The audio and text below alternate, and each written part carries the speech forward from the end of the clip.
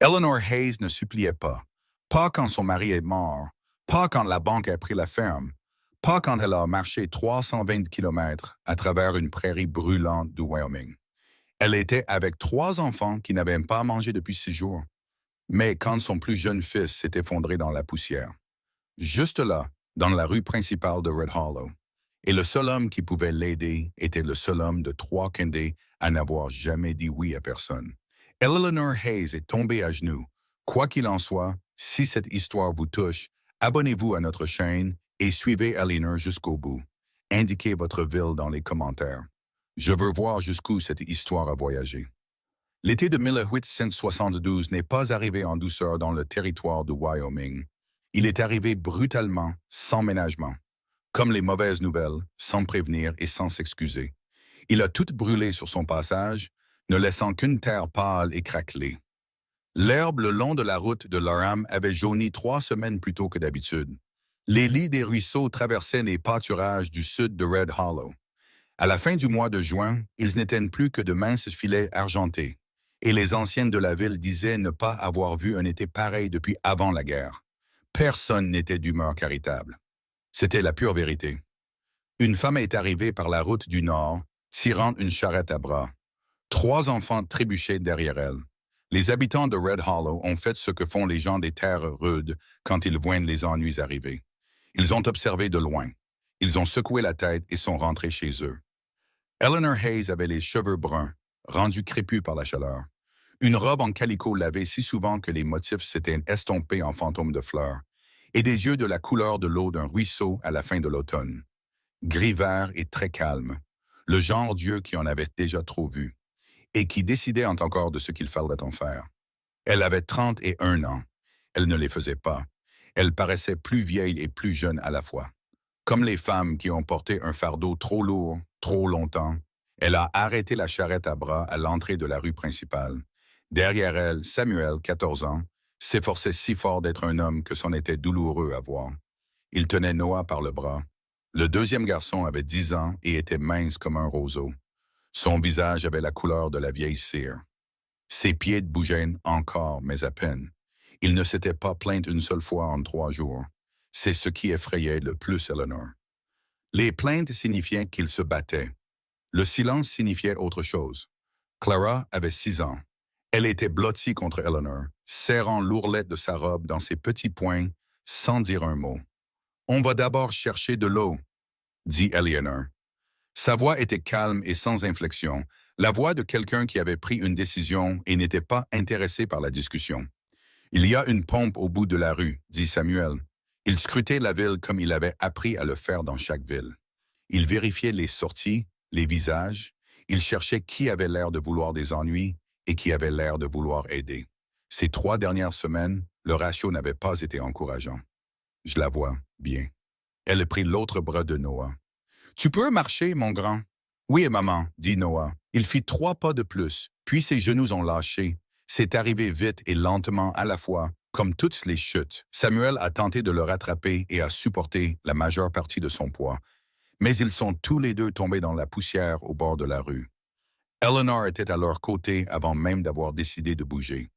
Sa main était sur le visage de Noah, sa peau brûlante sous sa paume.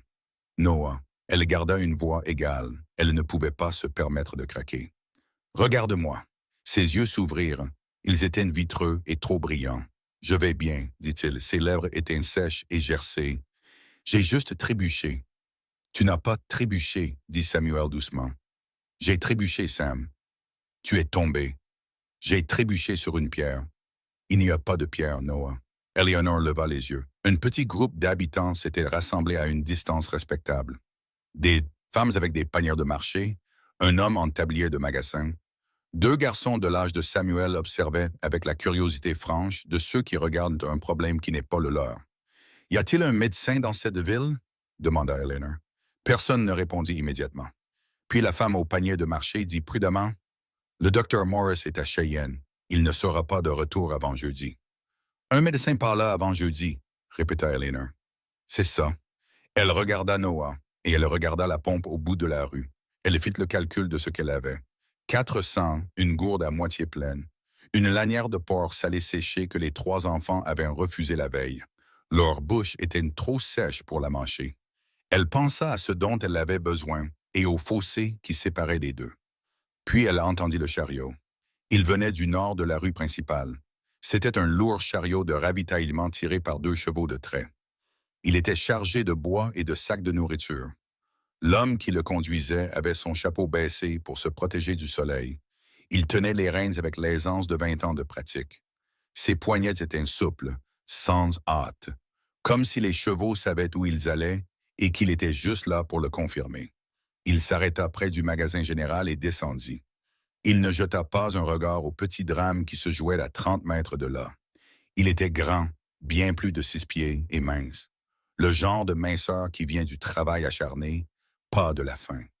Sa chemise avait été lavée récemment, mais pas ses bottes. Il avait l'air d'un homme qui s'occupait de ce qui comptait et ne se souciait pas du reste. « Qui est-ce » demanda Eleanor doucement, à personne en particulier. C'est la femme au panier de marché qui répondit. Et quelque chose dans sa voix était prudent au-delà de la simple information. C'est Caleb Thornton. Il dirige le ranch Thornton à environ 9 miles à l'est. Une pause, une heure. Il ne prend pas d'ouvrier. Plus maintenant. L'a-t-il déjà fait? Une autre pause. Il avait une femme il y a environ 8 ans. Elle n'a pas. Ça ne s'est pas bien terminé. La voix de la femme avait pris le ton particulier d'un secret de village. Le genre de secret que les gens veulent en raconter, mais sans se faire surprendre. Après ça, il dirige le ranch tout seul. Il n'engage pas de femme. Il ne loge pas de femme. Il ne veut aucune femme sur sa propriété, pour autant que l'on sache. Pourquoi? Personne ne lui a demandé directement. Elle le dit comme si demander directement était quelque chose entre l'impolitesse et le danger. Ce n'est pas un homme méchant. Il a juste pris sa décision. Eleanor regarda Caleb Thornton. Il lui tournait le dos, parlant au propriétaire du magasin. Il avait un sac de grains sur chaque épaule, comme s'il ne pesait rien. Elle regarda Noah dans la poussière. Ses yeux étaient de nouveau fermés. Samuel avait la main posée sur le front de son frère. Il s'efforçait de ne pas paraître effrayé. Clara tira sur la robe d'Eleanor. « Maman, dit-elle doucement, est-ce que Noah va s'en sortir? » « Oui, dit Eleanor. Elle se redressa. Elle traversa la rue. Plus tard, elle se dirait que le plus dur n'était pas le rejet auquel elle se préparait. Le plus dur était de voir la ville la regarder marcher. Tous ces visages aux portes et aux fenêtres. Toute cette patience exercée de gens qui attendent de voir quelqu'un échouer. Elle sentait chaque pas comme un mot dans une phrase. Une phrase dont elle n'avait pas encore décidé la fin. Caleb Thornton l'entendit arriver. Elle le devina au mouvement de ses épaules. Il ne se retourna pas tout de suite. Il termina ce qu'il disait au propriétaire du magasin. Quelque chose à propos d'une commande. Elle en saisit la fin, puis il se tourna lentement. Comme un homme qui a déjà décidé de la réponse à ce qu'il attend. Il la regarda. Il avait des yeux sombres sous le bord de son chapeau. Ils n'étaient pas froids, pas exactement, mais ils étaient prudents, d'une manière qui s'en approchait. « Madame, dit-il, le mot n'était pas hostile. C'était simplement le mot qu'il aurait adressé à n'importe qui. « Monsieur Thornton, dit Eleanor, il attendit. Elle avait répété quelque chose pendant le dernier demi-mile de route, pendant que Noah marchait encore, et que la ville n'était qu'une silhouette au loin. Elle avait retourné les mots dans son esprit, cherchant le bon arrangement. Quelque chose de digne. Quelque chose qui reconnaissait la situation sans la minimiser. Aucun de ces mots ne vint. Mon fils est étendu dans la poussière, là-bas, dit-elle à la place. Il a 10 ans et il n'a pas mangé un vrai repas depuis 6 jours. J'ai 400 et une charrette remplie de tout ce que je possède au monde. On m'a dit que vous dirigez un ranch à 9 miles à l'est et que vous n'engagez pas de femmes. Mais on m'a aussi dit que vous n'êtes pas un homme méchant. Et en ce moment, je parie la vie de mes enfants sur cette deuxième partie. Elle s'arrêta. Je ne demande pas la charité, je demande du travail. Quel que soit le travail que vous avez, je le ferai. Caleb la regarda un long moment. Son expression ne changea pas. Je ne prends pas d'ouvrière, dit-il. J'ai entendu ça. Alors vous comprenez ma réponse. Je comprends votre réponse, dit Eleanor. Je vous demande de la reconsidérer. Madame, mon fils est étendu dans la poussière, Monsieur Thornton. Sa voix resta égale. Elle avait travaillé très dur pour la garder ainsi. J'ai marché 200 miles. J'ai dormi à la Belle Étoile avec 3 enfants dans la chaleur de l'été. J'ai vu mon plus jeune perdre un poids qu'il n'avait pas à perdre, et mon aîné essayait de faire comme s'il n'était pas terrifié.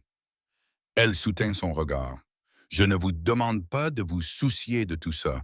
Je vous demande de me laisser travailler. Je cuisinerai, nettoierai, raccommoderai. J'aiderai avec le bétail, je transporterai de l'eau. Tout ce que vous aurez besoin de faire. Mon fils Samuel a 14 ans et travaille aussi dur que la plupart des hommes que j'ai connus. Je n'ai besoin que d'une chose de votre part. Il ne dit rien. Son visage ne trahit rien. Une chance équitable, dit-elle. C'est tout. Je ne supplie pas. Je négocie. Le silence s'étira entre eux. Dans ce silence, Eleanor entendit tout. Elle entendit la respiration calme de Clara derrière elle. Elle entendit le bruit des pieds des badauds le long des devantures. Elle entendit un cheval changer de poids au poteau d'attache. Elle entendit le silence particulier d'un homme faisant un calcul qu'il ne s'attendait pas à faire. Caleb Thornton regarda par-dessus son épaule les deux garçons dans la poussière. Sa mâchoire se contracta. Un petit mouvement à peine perceptible. Il regarda de nouveau Eleanor. « Qu'est-il arrivé à votre mari? » dit-il. « Il est mort de la fièvre il y a 14 mois. Nous avions une ferme dans le Missouri. La banque l'a prise 6 mois après sa mort. J'ai de la famille dans le Colorado. C'est là que nous allons. » Elle fit une pause. « Nous allions. Nous n'avons plus de route. Le Colorado est à 200 miles d'ici. J'en suis consciente. » Il resta de nouveau silencieux. Il repoussa légèrement son chapeau et regarda le chariot, la route, le propriétaire du magasin, qui s'était discrètement retiré à l'intérieur. Il avait l'air d'un homme qui avait pris une décision il y a longtemps et à qui on demandait maintenant de la voir sous un angle qu'il n'avait pas envisagé. « J'élève du bétail et des chevaux, dit-il finalement, et il y avait quelque chose de différent dans sa voix. Quelque chose qui n'était pas un accord, mais pas non plus un refus. Quelque chose entre les deux. La maison n'a pas été nettoyée correctement depuis 2 ans. J'ai des clôtures à réparer, des chevaux à soigner et environ 3 semaines de linge en retard. » Il la regarda. « Je ne fais pas de promesses au-delà de ça. 1 mois de travail, repas et logement. Pas de salaire avant la fin du mois, parce que je ne sais pas encore si vous savez travailler. »« Je sais travailler, » dit Eleanor. « J'ai dit que je ne le sais pas encore. Dans 1 mois, si vous avez fait ce que vous avez dit que vous pouviez faire, je vous paierai ce que je vous dois. Et vous pourrez reprendre votre route vers le Colorado. » Il fit une pause. « Ou n'importe où ailleurs où vous voudrez aller. »« C'est juste, » dit Eleanor. « Il y a des règles. »« Je m'en doute. Vous resterez de votre côté de la maison, vous et vos enfants. Je vous dirai ce qu'il y a à faire chaque matin. Si je vous dis quelque chose une fois, je m'attends à ce que ce soit fait. Je ne me répète pas. Compris. Mes ouvriers, il y en a 2. Ils n'ont pas besoin d'être divertis. Ils ne sont pas là pour la conversation. »« Moi non plus, » dit Eleanor. Quelque chose bougea sur son visage. Elle n'était pas sûre de ce que c'était. « Votre garçon, » dit-il, « celui dans la poussière, il a besoin d'un médecin. Il a besoin d'eau, de nourriture, de repos. Dans cet ordre. » Elle garda un ton neutre en le disant, car si elle était autre chose que neutre, elle allait perdre le sang-froid qu'elle tenait depuis 3 semaines. Et elle ne pouvait pas se le permettre. « Pas d'ici. Pas encore. » Caleb Thornton se retourna vers la porte du magasin et dit assez fort pour être entendu à l'intérieur. « Ezra, apporte une gourde d'eau et tout ce que tu peux préparer à manger en 5 minutes. Mets-le sur mon compte. » Il ne regarda pas Eleanor en le disant. Il le dit à la porte. Elle resta là un moment, essayant de décider quoi faire du sentiment qui montait dans sa poitrine. Pas de la gratitude, pas exactement. Pas encore. Quelque chose de plus prudent que ça. Quelque chose comme la sensation de la terre sous ses pieds après une longue période de vide. « Merci, dit-elle. « Ne me remerciez pas, dit Caleb. Il ramassa le sac de grains qu'il avait posé. « J'ai dit 1 mois. Soyez sur le chariot dans 20 minutes si vous venez. » Puis il retourna à son chariot sans la regarder de nouveau. Le propriétaire du magasin, Ezra, un homme au visage rond avec un tablier blanc, sortit de la porte. Il tenait déjà une gourde et un paquet emballé qui sentait le pain et la viande salée. Il les tendit tous les 2 à Eleanor et la regarda comme on regarde quelqu'un qu'on ne sait pas s'il faut admirer ou plaindre. « Vous avez vraiment réussi à lui faire dire oui, » dit Ezra. Il semblait légèrement stupéfait. « Il a dit 1 mois, » dit Eleanor, alors qu'elle retournait déjà vers les enfants. « Il a dit non à toutes les femmes de Trois-Comtés pendant 8 ans, madame. »« J'ai entendu. » Elle tomba à genoux dans la poussière à côté de Noah et souleva sa tête. Noah, peux-tu boire? Il ouvrit les yeux, il regarda la gourde, il hocha la tête. Elle la porta à ses lèvres avec précaution, lentement, pas trop. Elle regarda la couleur revenir sur son visage petit à petit, comme l'aube qui revient à contre-cœur. Et puis d'un seul coup, Samuel la regardait avec l'expression qu'il avait depuis 3 semaines, celle qui essayait de paraître plus vieille que la peur. Il va nous laisser travailler là-bas? 1 mois, dit Eleanor. Qu'est-ce qui se passe après 1 mois? Nous travaillerons assez dur pour que ça n'ait pas d'importance, dit-elle. Samuel regarda de l'autre côté de la rue Caleb Thornton, qui chargeait le reste de ses provisions sur le chariot. Il étudia l'homme comme il avait appris à étudier les hommes ces 14 derniers mois, cherchant la chose derrière la chose. Il a l'air dur, dit Samuel. Beaucoup de gens sont durs, dit Eleanor. Elle passa un bras sous Noah. Aide-moi à le relever. Ensemble, ils soulevèrent Noah. Clara prit son autre main. On reste ici? Demanda Clara. On va dans un ranch à l'est d'ici, dit Eleanor. Pour un moment. C'est bien? Eleanor pensa au mot bien, à ce qu'il signifiait il y a 14 mois. Une ferme dans le Missouri avec des rideaux bleus, un potager et le rire de son mari venant de la grange. Ce qu'il signifiait maintenant. Ça ira, dit-elle. Caleb Thornton avait préparé le chariot quand ils arrivèrent. Il regarda Noah avec quelque chose qui aurait pu être de l'évaluation, ou autre chose. Le regard d'un homme qui enregistre une information et ne décide pas encore quoi en faire. Il se pencha depuis le siège du chariot sans qu'on le lui demande. Il souleva Noah d'un bras et l'installa dans la benne, parmi les sacs de nourriture. Il le fit avec une efficacité pratique, sans sentiment. Et c'était en quelque sorte plus rassurant que ne l'aurait été un geste sentimental. « Vous avez besoin d'aide pour monter? » dit-il à Eleanor. « Non, dit-elle. Elle monta toute seule. Clara grimpa après elle avant que quiconque ne propose de l'aide. Samuel attacha la charrette à l'arrière du chariot et monta à côté de Noah. Caleb Thornton regarda le petit groupe de personnes dans sa benne pendant un instant qui dura plus longtemps que nécessaire. Puis il se tourna vers l'avant et prit les rênes. Le chariot roula vers l'est, hors de Red Hollow. Le soleil était encore blanc et brutal au-dessus d'eux. La route n'était que poussière, ornière et secousses occasionnelles sur les rochers. Noah avait la tête sur les genoux d'Eleanor avant même qu'il n'ait parcouru 1 mile. Il dormait, vraiment endormi. Le sommeil lourd et désossé d'un corps à qui on avait enfin dit qu'il pouvait arrêter de se battre. Clara se serra contre Eleanor et regarda la ville disparaître derrière eux. Elle avait la curiosité calme d'une enfant de 6 ans qui fait entièrement confiance aux décisions de sa mère. Samuel était assis en face d'eux, regardant la route devant, regardant le dos de Caleb Thornton. Il n'a pas demandé où papa est mort, ça. Il meurt, dit Samuel doucement. Non, dit Eleanor. La plupart des gens le demandent. J'ai remarqué. Samuel resta silencieux un moment. Il n'a pas non plus demandé pourquoi on va dans le Colorado. Il a demandé ce qu'il avait besoin de demander, dit Eleanor. Rien de plus. C'est bien ou c'est mal? Eleanor regarda le large dos de l'homme qui conduisait le chariot, la carrure de ses épaules, la façon dont il tenait les rênes, le fait qu'il avait nourri ses enfants sans qu'on le lui demande et qu'il ne l'avait pas mentionné une seule fois depuis. « Je ne sais pas encore, dit-elle honnêtement. » La prairie s'ouvrit autour d'eux, vaste, brûlante et indifférente. Quelque part devant, à 9 miles à l'est, se trouvait un ranch qui n'avait pas vu de femme depuis 8 ans. Il était dirigé par un homme qui avait décidé il y a 8 ans que c'était exactement comme ça que les choses devaient être. Eleanor Hayes avait 200 $ de dette, 400, une charrette à bras, 3 enfants, et 1 mois pour prouver quelque chose qu'elle n'avait eu à prouver à personne depuis la mort de son mari. Elle se redressa contre des secousses du chariot. Elle n'avait pas peur. C'était, décida-t-elle, la chose la plus honnête qu'elle pouvait dire d'elle-même en ce moment. Après 3 semaines de peur, quelque chose avait changé dans la dernière heure. Pas de la confiance, pas exactement, ni de la certitude, juste le sentiment solide d'une direction choisie.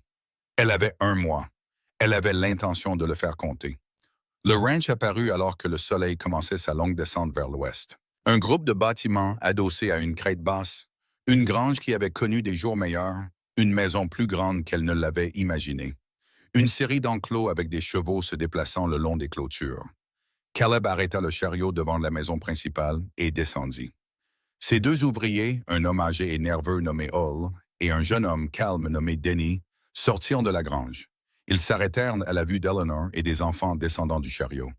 Ils regardèrent Caleb. Caleb les regarda avec une expression qui les décida tous les deux à ne pas poser de questions. « Hall, aide avec les provisions, » dit Caleb. « Denny, occupe-toi des chevaux. » Puis il se tourna vers Eleanor. « La cuisine est à l'arrière, dit-il. Vous y trouverez ce qu'il y a. La chambre des enfants est en haut des escaliers, à gauche. » Il regarda Noah, que Samuel aidait à se tenir debout. « Il aura besoin d'un jour de repos avant de faire quoi que ce soit. »« Je sais, » dit Eleanor. « Les autres, vous commencez demain. »« On commence ce soir, » dit Eleanor. « Il fait encore jour. Dites-moi ce qu'il y a à faire. » Caleb la regarda avec ce même regard indéchiffrable. « Votre garçon a besoin de repos, » dit-il. « Samuel restera avec Noah. Clara peut aider à la cuisine. Je peux travailler. » Elle soutint son regard. « Je vous ai dit que je travaillerais. Je le pensais. Qu'y a-t-il à faire ce soir? » Un long moment passa. « Il y a une clôture dans le pâturage qui est tombée ce matin, » dit-il. « Les poteaux doivent être remis en place avant que les chevaux ne la trouvent. »« Montrez-moi, » dit Eleanor, et elle le vit de nouveau, ce mouvement sur son visage, petit et presque imperceptible. La chose qui n'était pas tout à fait de la surprise, car un homme comme Caleb Thornton ne montrait pas la surprise. Mais c'était quelque chose de proche. Il la regarda un instant de plus, puis il dit « Suivez-moi » et il se dirigea vers la grange. Eleanor Hayes le suivit dans la longue soirée du Wyoming, le soleil couchant dans son dos, la clôture devant elle. Et quelque part derrière elle, le bruit de ses enfants dans la maison qui n'était pas encore un foyer. Elle allait en faire un foyer, avait-elle décidé.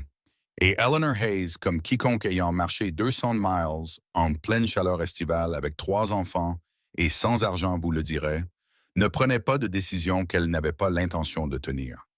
La réparation de la clôture a pris 2 heures.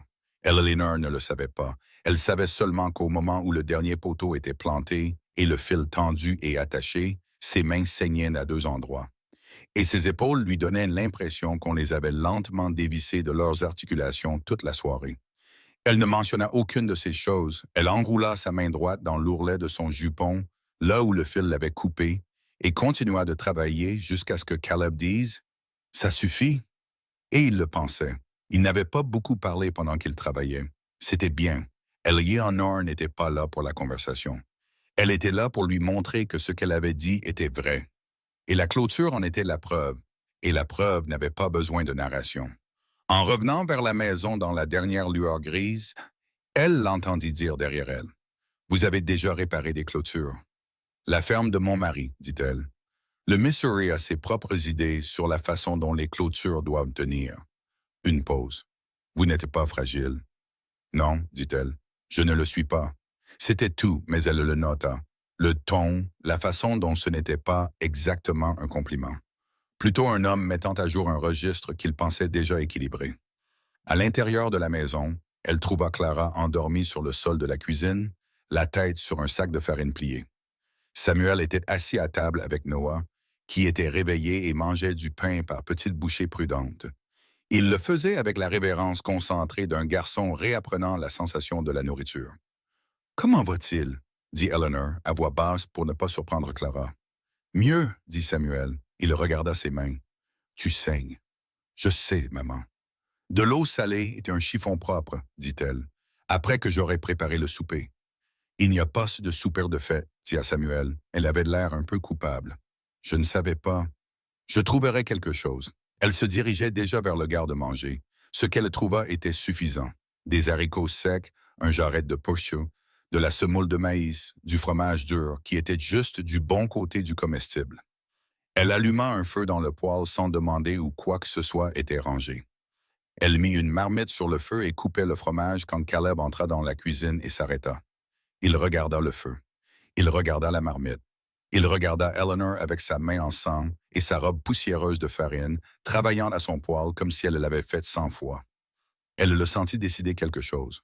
« Vous n'avez pas à cuisiner ce soir, » dit-il. « Je sais que je n'ai pas à le faire, » dit-elle. « Je choisis de le faire. » Il s'assit à table, pas en face de Samuel, mais à l'autre bout, où il y avait de la distance sans être impoli, et elle l'entendit dire quelque chose de calme à Noah.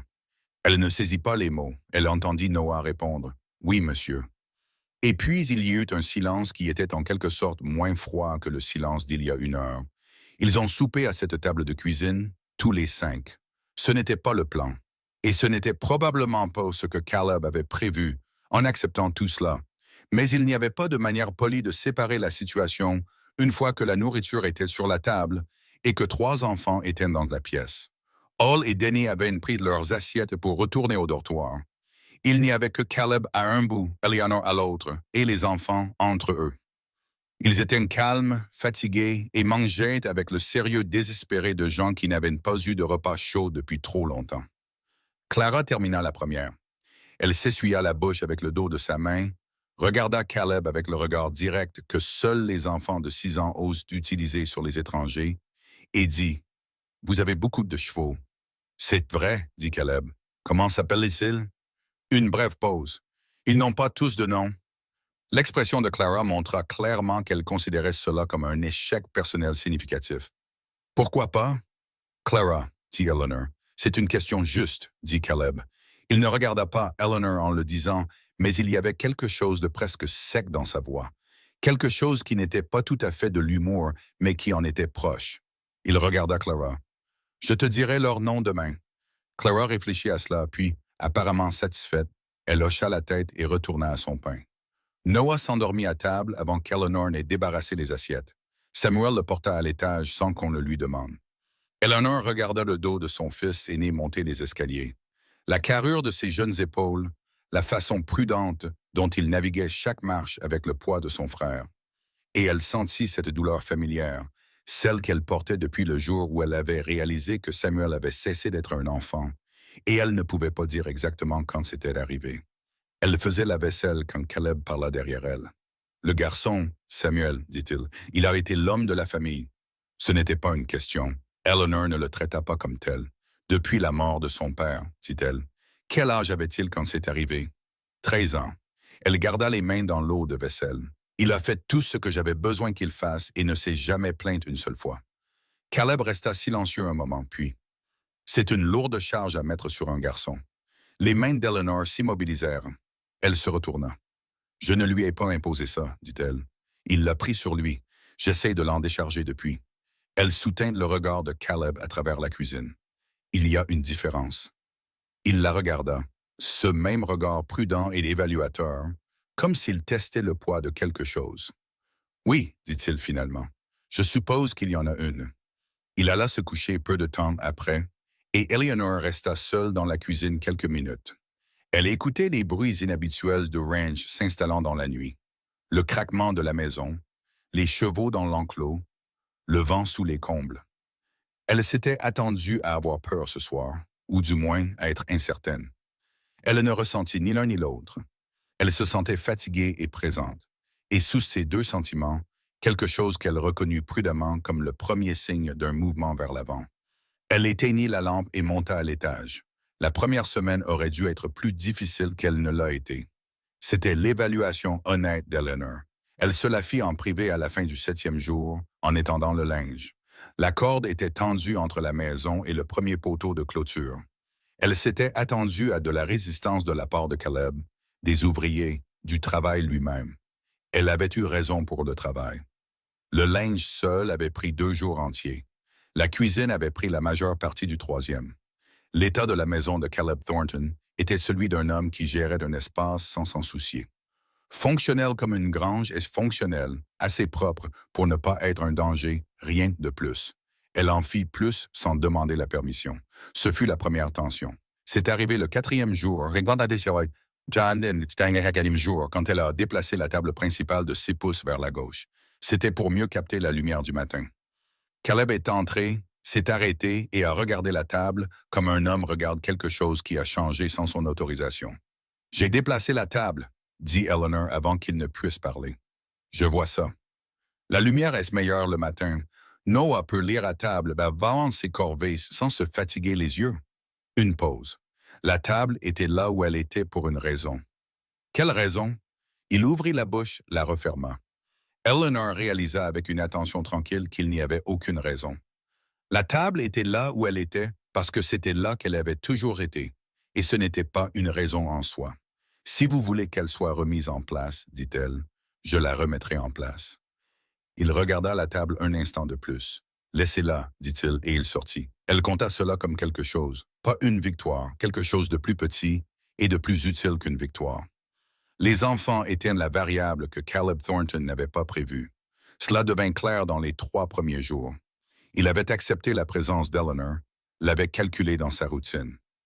Comme on calcule la présence d'un nouvel équipement, utile, fonctionnel, pas personnel. Les enfants étaient différents. Les enfants ne comprenaient pas qu'ils étaient censés être invisibles. Noah fut le premier. C'est arrivé le 3e jour, près de l'enclos. Caleb travaillait avec un jeune cheval qui était difficile depuis qu'il l'avait acheté. Nerveux, facilement effrayé, le genre de cheval qui ne faisait pas confiance à ce qu'il ne pouvait pas voir venir. Caleb avait le dos à la clôture quand il entendit une respiration derrière lui. Il se retourna et trouva Noah à 3 pieds de là, observant à travers les barreaux de la clôture avec une concentration absolue. « Garçon, dit Caleb. « Oui, monsieur. » Noah ne quitta pas le cheval des yeux. « Tu es censé aider ta mère. J'ai fini de ranger le bois. » Il regarda Caleb. Il a peur. Caleb regarda le cheval. « Il est difficile. » Il a peur, répéta Noah. Ses oreilles n'arrêtent pas d'aller vers la droite. Ça veut dire que quelque chose le dérange du côté droit. Il montra du doigt. Quelque chose par là. Caleb se retourna. Dans le coin le plus éloigné de l'enclos, une boîte de conserve rouillée avait été poussée contre le poteau de clôture et vibrait légèrement dans la brise. Presque rien. Un son à peine audible, mais présent. Il alla l'enlever. Il revint. Le cheval se calma en 2 minutes. Caleb se tint à la clôture et regarda Noah un moment. « Où as-tu appris ça? » dit-il. « Papa, » dit Noah. Il disait que les chevaux vous disent tout. Il suffit de regarder. Un autre silence. Caleb ouvrit la porte de l'enclos. « Viens ici, dit-il. Je vais te montrer comment vérifier ses sabots. » Noah passa la porte avant que Caleb n'ait fini sa phrase. Eleanor observa la scène depuis la fenêtre de la cuisine et sentit quelque chose dans sa poitrine qu'elle ne pouvait nommer. Quelque chose qui se situait entre le soulagement et le chagrin. Le soulagement que son fils souriait. Le chagrin que l'homme qui lui avait appris à lire les chevaux n'était pas là pour le voir. Clara était implacable. C'était le seul mot pour la décrire. Elle avait décidé, comme le font les enfants de 6 ans, que Caleb Thornton était intéressant. Et elle poursuivait les choses intéressantes avec une persistance qui avait considérablement compliqué la vie d'Eleanor à plusieurs reprises. Au 5e jour, Clara avait appris le nom de chaque cheval du ranch, avait réorganisé l'étagère de la cuisine 2 fois pour aider, et était apparue 2 fois au coude de Caleb dans la grange pendant qu'il travaillait. Elle restait simplement là jusqu'à ce qu'il la remarque. Il la remarquait toujours. C'est ce qu'Eleanor nota. Il ne lui disait jamais de s'en aller. Il n'avait jamais l'air agacé. Ou s'il l'était, c'était le genre d'agacement particulier qui cache autre chose. Quelque chose qui ne veut pas être nommé. Le 6e jour, Clara lui demanda « Vous aviez des enfants avant ?» Eleanor l'entendit de l'autre côté du mur de la grange et ferma les yeux une seconde. « Clara, dit-elle. »« Non, dit Caleb. Sa voix était stable. Je n'en avais pas. »« Pourquoi pas? »« Parce que je n'en avais pas. » Une pause. « Tout le monde n'a pas d'enfants. »« Vous aimeriez en avoir? » demanda Clara. Le silence qui suivit était du genre qui a du poids. « Ça suffit de questions pour aujourd'hui, » dit Eleanor fermement, contournant le mur de la grange et prenant la main de Clara. Clara regarda Caleb avec l'absence totale de ruse d'une enfant de 6 ans. « Je demandais juste, dit-elle. »« Je sais, dit Caleb. » Il regardait quelque chose sur l'établi. Sa voix était parfaitement égale, comme le sont les voix quand elles s'efforcent de l'être. « Va aider ta mère. » Clara partit. Eleanor jeta un coup d'œil à Caleb en se détournant et surprit le bord de quelque chose sur son visage. Un moment de vulnérabilité, une fraction de seconde avant qu'il ne se referme. Elle ne dit rien, mais elle s'en souvint. La première vraie crise est survenue à la fin de la 2e semaine, et qu'elle n'avait rien à voir avec le travail. C'était Samuel. Il avait fait sa part, plus que sa part si Eleanor était honnête. Il travaillait aux côtés de Hull et Denny du lever au coucher du soleil. Il apprenait le travail du bétail, la réparation des clôtures et le transport de l'eau sans se plaindre, sans demander plus que ce qu'on lui disait. Caleb n'avait rien dit à Eleanor sur le travail de Samuel. Mais elle l'avait entendu dire à Hull à voix basse 2 jours après leur arrivée. Le garçon apprend vite, et Hull avait répondu « Oui, monsieur », et c'était sa propre forme de confirmation. Mais le soir du 12e jour, elle trouva Samuel derrière la grange. Il était assis par terre, le dos contre le mur, les genoux relevés, et il avait pleuré. Il s'essuya rapidement le visage quand il l'entendit. 14 ans et déjà honte de ses larmes. « Sam, dit-elle, je vais bien. » Sa voix était rauque. « Non, tu ne vas pas bien. » Il resta silencieux un moment. Puis, « Tu penses que papa savait à la fin que ça allait se passer comme ça? La banque, la ferme, tout ça? » Eleanor s'assit à côté de lui par terre sans se soucier de sa robe. « Je pense que ton père savait qu'il était aimé, » dit-elle prudemment. « C'est ce que je choisis de croire. Ça ne semble pas suffisant parfois. » « Non, dit-elle, ça ne l'est pas. » Ils restèrent assis là dans le noir un moment. À l'intérieur de la maison, elle pouvait entendre Clara rire de quelque chose. Ce rire clair et facile d'une enfant qui vit entièrement dans le présent, qui ne peut pas encore imaginer ce qu'il en coûte aux gens autour d'elle pour s'assurer qu'elle y reste. « Il aurait aimé cet endroit, » dit Samuel doucement. Eleanor passa son bras autour de son fils aîné. Il ne se déroba pas. « Il aurait aimé les chevaux, » dit-elle. « Il aurait aimé M. Thornton, » dit Samuel. Puis, presque pour lui-même. « Je crois. » Eleanor réfléchit à cela. « Pourquoi dis-tu ça? » « Parce qu'il ne dit pas des choses qu'il ne pense pas. » Samuel appuya sa tête contre le mur de la grange. Papa était comme ça. Elle n'avait pas de réponse à cela. Elle le serra simplement contre elle. Ce qu'elle ne savait pas, ce qu'elle n'avait aucun moyen de savoir, c'est que de l'autre côté du mur de la grange, Caleb Thornton était sorti pour vérifier le loquet de la porte arrière. Il s'était arrêté en entendant des voix et était resté là dans le noir assez longtemps pour entendre un garçon pleurer son père mort et une femme le réconforter sans jamais lui dire que tout irait bien. Il ne dit rien en les croisant sur le chemin du retour à la maison. Il leur fit un léger signe de tête, le genre qui signifie « je vous vois », sans en faire un fardeau, et entra. Mais Eleanor, en le regardant partir, remarqua quelque chose qu'elle n'avait pas vu en 2 semaines dans ce ranch. Il n'avait pas baissé son chapeau en hochant de la tête. Il l'avait regardé directement. C'était une petite chose. Elle savait que c'était une petite chose. Elle savait aussi que dans le langage que parlait Caleb Thornton, le langage des petites choses, cela signifiait considérablement plus que ce qu'il en paraissait. Le 2e rebondissement est arrivé le matin du 15e jour. Il est arrivé sous la forme d'une lettre. Hull l'apporta de la ville en faisant les courses, la tendit à Caleb sans commentaire et retourna à la grange. Caleb la lut à la table de la cuisine pendant qu'Eleanor faisait la vaisselle du petit déjeuner. Elle entendit le bruit du papier. Elle n'entendit rien après ça. Pas de mouvement, pas de réaction. Et ce silence particulier suffit à la faire se retourner. Son visage avait changé. Pas de façon spectaculaire, pas comme les visages changent dans les histoires avec un choc visible ou une émotion évidente. Son visage avait changé comme le temps change dans le Wyoming. Tout semblait pareil de l'extérieur, mais la pression était différente. Et on savait, si on savait le lire, que quelque chose se préparait. « Mauvaise nouvelle, » dit-elle. Il plia la lettre. « Mon frère, dit-il, il passe le mois prochain en route pour l'Utah. » « C'est une mauvaise nouvelle? » « Mon frère, dit Caleb, a des opinions sur la façon dont je gère les choses. » Il posa la lettre sur la table. « Il me dit depuis 6 ans que je devrais vendre le ranch. » Eleanor attendit. « Il aura quelque chose à dire à ce sujet, dit Caleb, ne regardant pas elle, mais la lettre. « À propos de quoi spécifiquement? » Il la regarda alors. « À propos de votre présence ici. » La cuisine fut silencieuse un moment. « Son opinion compte? » dit Eleanor. « Pour lui, oui. Ce n'est pas ce que j'ai demandé. » Un autre de ces silences. Caleb se leva, mit la lettre dans la poche de sa chemise et dit « Hull aura besoin d'aide avec le troupeau de l'Est aujourd'hui. Le compte n'est pas bon. J'apprécierais que Samuel puisse l'accompagner. »« Je l'enverrai, » dit Eleanor. Il alla à la porte, s'arrêta. « Pour ce que ça vaut, dit-il sans se retourner. Votre garçon a réparé une section de clôture hier que Hull a dit aurait pris 2 hommes une demi-journée. Il l'a fait seul avant le déjeuner. » Eleanor resta très immobile. « Je pensais que vous devriez le savoir, » dit Caleb, et il sortit. Elle se retourna vers la vaisselle. Ses mains étaient dans l'eau et ses yeux la piquaient d'une manière qui n'avait rien à voir avec la fumée du poêle. Et elle ne pleura pas parce qu'il restait trop de matinées et trop à faire. Mais elle le rangea soigneusement à l'endroit où elle gardait les choses qui comptaient.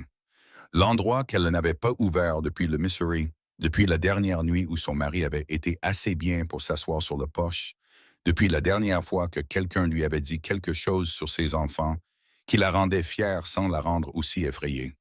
2 semaines passées, 2 autres d'avenir. Elle avait le sentiment distinct et dangereux que 2 semaines de plus n'allaient pas suffire. La troisième semaine a commencé avec Marcus Thornton. Il est arrivé 2 jours plus tôt que sa lettre ne l'avait promis. Eleanor soupçonnait que c'était délibéré, le genre d'arrivée précoce qui tenait moins des horaires de voyage que de la volonté de surprendre les choses dans leur état naturel avant qu'elles ne puissent être arrangées pour la visite. Il arriva sur un cheval gris un mardi matin alors que Caleb était parti vérifier le pâturage nord et Eleanor fut la première personne qu'il vit en passant le portail. Il était plus petit que Caleb de 3 pouces et ressemblait à une version du même homme qui aurait été édité pour le confort. Plus doux autour de la mâchoire, mieux habillé, le genre de main qui n'avait pas réparé de clôture depuis des années. Il regarda Eleanor sur le poche, les manches retroussées et un panier de raccommodage dans les bras, et il s'immobilisa. « Madame, dit-il. » Le mot avait un point d'interrogation qu'il n'avait pas mis intentionnellement. « Monsieur Thornton, dit Eleanor, votre frère est dans le pâturage nord. Je peux envoyer Samuel le chercher ou vous pouvez attendre à l'intérieur. » Marcus Thornton la regarda un long moment, puis la maison, puis de nouveau elle. « Vous travaillez ici, dit-il, et non pas en demandant, mais en calculant. »« Pour 2 semaines encore, dit Eleanor. Après ça, je pars pour le Colorado avec mes enfants. »« Des enfants, répéta-t-il. 3, ils sont à leur corvée du matin. » Elle lui tint la porte ouverte. « Le café est prêt. » Il entra parce qu'il n'y avait rien d'autre à faire. Eleanor lui versa du café, retourna à son raccommodage et n'offrit pas la conversation, ce qui, elle le voyait, le déstabilisait plus que la conversation ne l'aurait fait. C'était un homme habitué à donner le ton dans les pièces, et elle ne lui en donnait aucun. Il en était à sa 2e tasse quand Caleb entra. Les 2 frères se regardèrent à travers la cuisine d'une manière qui contenait des années d'histoire. Pas hostile, pas exactement, mais chargé. Le regard de 2 personnes qui avaient depuis longtemps cessé d'être surprises par leurs différences et qui décidaient encore quoi en faire. « Tu es en avance, dit Caleb. « J'ai fait de bonne route, dit Marcus. Il inclina très légèrement la tête vers Eleanor. « Tu n'as pas mentionné ça dans ta dernière lettre. »« Je n'ai pas jugé nécessaire de le mentionner. »« Une femme et 3 enfants vivant sur ta propriété n'avaient pas besoin. »« C'est une employée, dit Caleb. « Elle travaille, je la paye, c'est tout. » Marcus posa sa tasse. « Caleb. »« Marco. Nous avons parlé de ce ranch. Nous avons parlé de ce que tu devais faire pour le rendre viable à long terme. J'ai eu des acheteurs intéressés. »« Nous ne parlons pas d'acheteurs, dit Caleb. Sa voix était plate et finale d'une manière qu'Eleanor reconnaissait après 2 semaines à l'écouter. C'était la voix d'un homme qui avait décidé où était la limite et qui se tenait dessus. « Nous parlons de savoir si tu veux souper ou non. » Un silence qui se tendit entre les frères comme un fil tiré au-delà d'une tension confortable. Puis Marcus regarda Eleanor et dit avec la courtoisie particulière d'un homme qui a décidé d'être stratégique. « Mes excuses, madame. Longue route. » « Aucune offense, dit Eleanor, et elle le pensait parce qu'elle comprenait assez clairement la situation. Ce n'était pas son combat, ce n'était pas ses hommes. Et ce que Marcus Thornton pensait de sa présence ici était secondaire au fait qu'elle avait encore 11 jours pour prouver quelque chose. Elle n'allait pas le laisser la distraire de cela. Mais Marcus Thornton, comme il s'est avéré, n'était pas un homme qui restait longtemps secondaire. Il resta 3 jours. Pendant ces 3 jours, il suivit Caleb dans le ranch, posant des questions qui étaient en réalité des arguments, parcourant les clôtures avec l'expression d'un homme évaluant une propriété, et tenta 2 fois le soir d'engager la conversation avec Eleanor, une conversation amicale en surface et inquisitrice en dessous. Le 2e soir, il dit assez directement pour qu'elle le respecte. « Qu'est-il arrivé à votre mari? »« Il est mort, dit Eleanor, et vous emmenez 3 enfants au Colorado, seul. » C'est ça, son homme. Avec assez d'argent économisé de ce travail pour y arriver? Oui. Et si ce n'est pas assez? Eleanor le regarda à travers la table de la cuisine avec le regard d'une femme qui avait marché 200 miles et n'avait pas peur des questions. « Alors je trouverai la prochaine étape quand j'y serai, dit-elle. C'est ce que je fais généralement. » Marcus resta silencieux un moment. Puis, D'une voix différente, plus basse, moins calculée, il dit « Il n'est plus le même depuis la mort de Rebecca. Vous le savez. » Eleanor ne fit pas semblant de ne pas savoir qui était Rebecca. « Je ne la connaissais pas, dit-elle prudemment. Elle est morte en couche, le bébé aussi. » Marcus fit tourner sa tasse de café sur la table. Avant ça, Caleb était différent. Il riait, il faisait des projets. Après Rebecca, il s'est arrêté. Il a transformé ce ranch en un mur. Vous comprenez ce que je veux dire? Je crois que oui, dit Eleanor. Je n'essaie pas de vendre le ranch pour lui faire du mal, dit Marcus. J'essaie de le faire revenir à la vie. Le lui avez-vous dit? Plusieurs fois. Dans ces mots-là. Une pause, Bud. Non, aima Marcus. Pas dans ces mots exacts. Les hommes, dit Eleanor sans méchanceté, et elle retourna à son travail. Marcus partit le troisième matin. Louis et Caleb se tenaient près de son cheval dans la cour, disant les choses que deux frères se disent quand ils ne peuvent pas dire les choses qu'ils pensent. Et Eleanor regarda par la fenêtre sans le vouloir et se détourna quand Marcus sortit par le portail. Caleb entra, se versa du café, se tint à la fenêtre et dit à personne en particulier « Il a de bonnes intentions. » « Je sais, dit Eleanor. Il est juste. Caleb, elle dit son nom doucement, l'utilisant pour la première fois sans y penser, et tous les deux le remarquèrent. Elle continua quand même. Vous n'avez pas à m'expliquer votre de famille. Il se tourna et la regarda. Elle était au poêle et gardait les yeux sur ce qu'elle faisait. Non, dit-il après un moment. Je suppose que non. Il prit son café et sortit. Eleanor resta au poêle et laissa échapper un souffle qu'elle ne savait pas qu'elle retenait. Elle n'examina pas de trop près ce qui venait de se passer. Il lui restait 11 jours. Elle n'allait pas commencer à compter des choses qu'elle ne pouvait pas se permettre de compter. L'orage a éclaté le 19e jour. Il est venu du nord-ouest en fin d'après-midi. Le genre d'orage d'été que le Wyoming accumule au cours d'une semaine chaude et suffocante, puis libère d'un seul coup. Pas une pluie douce, mais un assaut complet. Des éclairs marchant à grandes enjambées sur les plaines. Le tonnerre si proche de chaque éclair qu'il n'y avait presque pas d'écart entre la lumière et le son. Caleb était parti pour le pâturage est 2 heures plus tôt pour vérifier une section de clôture que Hull avait signalée comme affaiblie. Il n'était pas revenu. Eleanor lui laissa 1 heure après le premier coup de tonnerre avant de sceller un cheval. Samuel apparut à la porte de la grange pendant qu'elle le faisait. Il comprit la situation avec l'efficacité particulière d'un garçon qui avait appris à lire l'urgence. « Je viens, dit-il. »« Tu restes, dit-elle. Noah n'est pas encore complètement rétabli, et Clara n'a pas besoin d'être seule dans cette maison. Tu es l'homme ici jusqu'à notre retour. » Elle vit le conflit traverser son visage. Le tiraillement entre le garçon qui voulait venir et le jeune homme qui comprenait ce qu'elle lui disait. « Oui, maman, dit-il, et il le pensait. » Elle partit vers l'est. Les éclairs étaient constants au moment où elle trouva la clôture du pâturage est, le genre de lumière qui rendait tout le ciel blanc toutes les 30 secondes. La pluie tombait à l'horizontale. Elle sentait la réticence du cheval sous elle et le maintenait stable avec tout ce qu'elle avait, lui parlant bas et calmement tout le long du chemin. Elle trouva Caleb par terre à côté de son cheval. Son cœur battit fort une fois, puis elle le vit bouger, se redresser, une main pressée sur son côté gauche. Son cheval se tenait à quelques pieds. De là, les rênes accrochées à un poteau de clôture. Il avait été projeté. À quel point? Elle ne pouvait pas encore le dire. Elle descendit de son cheval avant qu'il ne s'arrête complètement. « C'est grave, dit-elle. Je vais bien. » Il essaya de se tenir droit et n'y parvint pas tout à fait. « Ce n'est pas ce que j'ai demandé. »« Les côtes, dit-il. Peut-être une, peut-être juste contusionnée. » Il la regarda, l'eau ruisselant du bord de son chapeau. « Qu'est-ce que tu fais ici?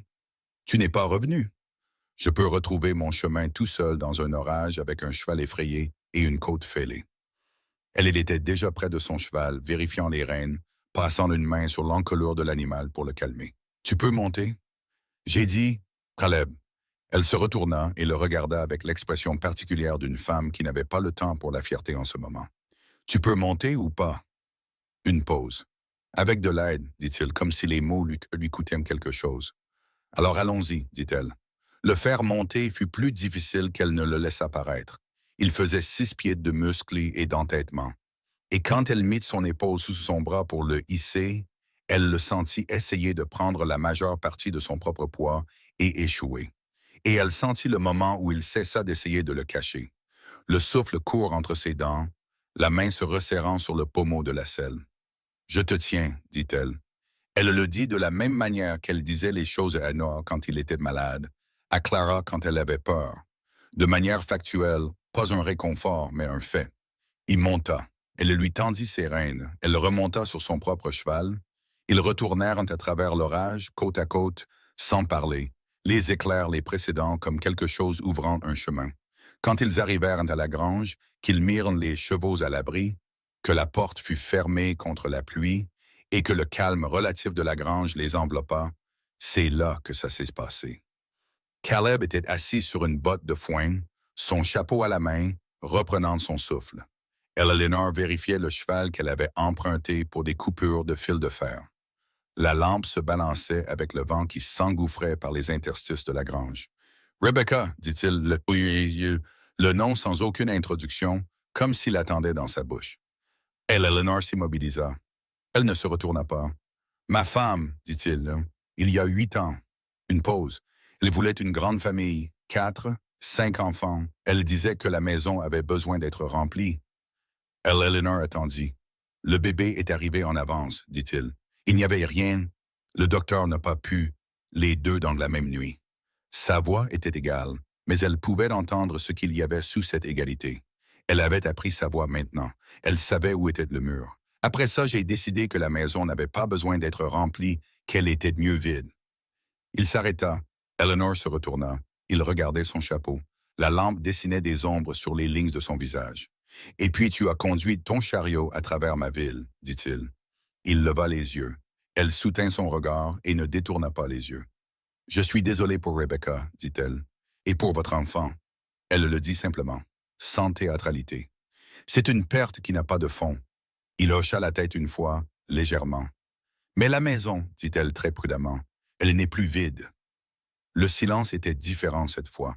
Pas le silence d'un homme gardant ses distances. Quelque chose d'autre. Quelque chose qui se passait, qu'il l'ait prévu ou non. « Non, dit Caleb, elle ne l'est pas. » L'orage se calma lentement pendant la nuit et laissa le monde propre et réarrangé comme le font les orages d'été. Et pendant 2 jours, le ranch avança au rythme prudent de gens qui ont dit quelque chose d'important et qui cherchent encore à comprendre ce que cela signifie. La côte de Caleb était contusionnée, pas cassée, ce qu'Eleanor confirma en le faisant respirer profondément et en observant son visage jusqu'à ce qu'il admette que ça faisait moins mal qu'il ne l'avait laissé entendre. Il accepta qu'elle la bande avec le stoïcisme d'un homme qui a décidé qu'accepter de l'aide et avoir besoin d'aide ne sont pas la même chose. Noah avait nommé 3 des chevaux non marqués. Caleb n'avait pas objecté. Clara avait commencé à laisser des fleurs sauvages sur la table de la cuisine chaque matin. Caleb n'avait pas non plus objecté à cela. Samuel, le soir du 21e jour, dit à Eleanor alors qu'il faisait les dernières corvées de la journée. « On ne va pas au Colorado, n'est-ce pas? » Ce n'était pas une question. Eleanor regarda son fils. Il avait les yeux de son père et sa propre patience particulière. La patience de quelqu'un qui a observé la situation de près et est arrivé à sa conclusion avant que quiconque ne soit prêt à la nommer. « Je ne sais pas encore, dit-elle honnêtement. » Samuel hocha la tête. Il retourna à ce qu'il faisait. « Est-ce que ça irait ?» demanda-t-elle. « Si on ne le faisait pas. » Il ne leva pas les yeux, mais elle pouvait voir à la ligne de ses épaules le relâchement de quelque chose, la dépose d'un poids qui était là depuis plus longtemps qu'elle ne l'avait réalisé. « Ouais, dit Samuel doucement. Je pense que oui. » C'était le soir du 21e jour. Le matin du 22e jour, les cavaliers sont arrivés. Ils étaient 3. Ils sont entrés par le portail principal au pas, ce qui était la seule chose polie dans leur arrivée. Ils étaient bien habillés pour les standards du Wyoming, pas des vêtements de ranch, mais des vêtements de ville. Le genre qui télégraphiait l'argent et l'intention simultanément. L'homme en tête avait environ 50 ans, le torse large, avec un visage habitué à obtenir ce qu'il voulait sans avoir à le dire à voix haute. Caleb était sur le porche. Eleanor était à l'intérieur, visible par la fenêtre. Elle entendit les chevaux et vint à la porte. L'homme en tête toucha le bord de son chapeau sans l'enlever. Caleb Thornton. « C'est moi, dit Caleb. Il ne bougea pas des marches du porche. Mon nom est Gerald Whitmore. Voici mon fils, Robert, et mon avocat, M. Apprentice. » Gerald Whitmore avait le parler sec et direct d'un homme qui avait appris que le temps, c'est de l'argent et agissait en conséquence. Nous sommes ici pour une affaire juridique. La main d'Eleanor se posa sur le cadre de la porte. Quelque chose de froid la traversa, rapide et spécifique. La sensation que l'on ressent quand une chose que l'on a crainte si longtemps qu'elle est devenue abstraite se tient soudain devant vous en 3 dimensions. Quelle affaire juridique, dit Caleb. Whitmore regarda au-delà de lui vers Eleanor, puis au-delà d'Eleanor dans la maison, et Eleanor sut. Elle sut avant qu'il ne dise le nom. Elle le sut à la façon dont ses yeux se déplaçaient, cherchant quelque chose de spécifique. Cherchant avec la concentration d'un homme qui croit avoir le droit de le trouver. Nous sommes ici pour une enfant, dit Whitmore, une fille d'environ 6 ans. Il regarda Eleanor directement. Nous avons des raisons de croire qu'elle voyage avec cette femme. Eleanor s'avança sur le porche. Elle s'appelle Clara, dit-elle. Sa voix était stable. Son cœur ne l'était pas. C'est ma fille. C'est l'enfant de la sœur de ma femme, dit Whitmore, ce qui en fait notre sang et notre responsabilité légale. Il fouilla dans sa veste et produisit un document plié. Nous avons des papiers déposés à Cheyenne. Monsieur Apprentice peut expliquer les détails, mais la version courte est la suivante. La mère de la fille, votre sœur, Madame Hayes, est décédée dans le Missouri il y a 6 mois. Je ne suis pas décédé, dit Eleanor. Silence, Whitmore cligna des yeux. Je vous demande pardon? Je suis Eleanor Hayes, je ne suis pas décédé. Elle regarda l'avocat. Quel que soit le document que vous avez en main, il a été déposé sur la base de fausses informations. Whitmore et Apprentice échangèrent un regard. L'avocat baissa les yeux sur ses papiers avec l'expression d'un homme recalculant une somme. Nos informations indiquaient... Vos informations étaient fausses, dit Eleanor. J'ai été vivante et présente chaque jour de la vie de Clara. Je suis sa mère. J'ai marché 200 miles pour la garder en sécurité et j'en marcherai 200 de plus s'il le faut. Elle garda une voix égale, mais elle pouvait entendre le fer dedans. Clara n'est pas disponible pour vos formalités juridiques. La mâchoire de Whitmore se serra. Il n'était pas un homme qui acceptait le mot « non » dans la première minute d'une conversation. Eleanor le voyait clairement. Le fait que vous soyez en vie, dit-il lentement, ne change pas nécessairement la question juridique de la tutelle. Il y a des questions d'aptitude, de circonstances.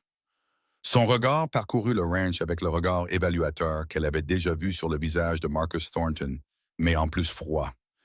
Une femme seule, sans domicile fixe, sans revenu. Elle n'est pas seule, dit Caleb. Eleanor le regarda. Il avait descendu une marche du porche, non pas vers Whitmore, mais à côté d'Eleanor, et sa voix avait la qualité d'un homme posant un marqueur sur une table. Délibéré, sans drame, final.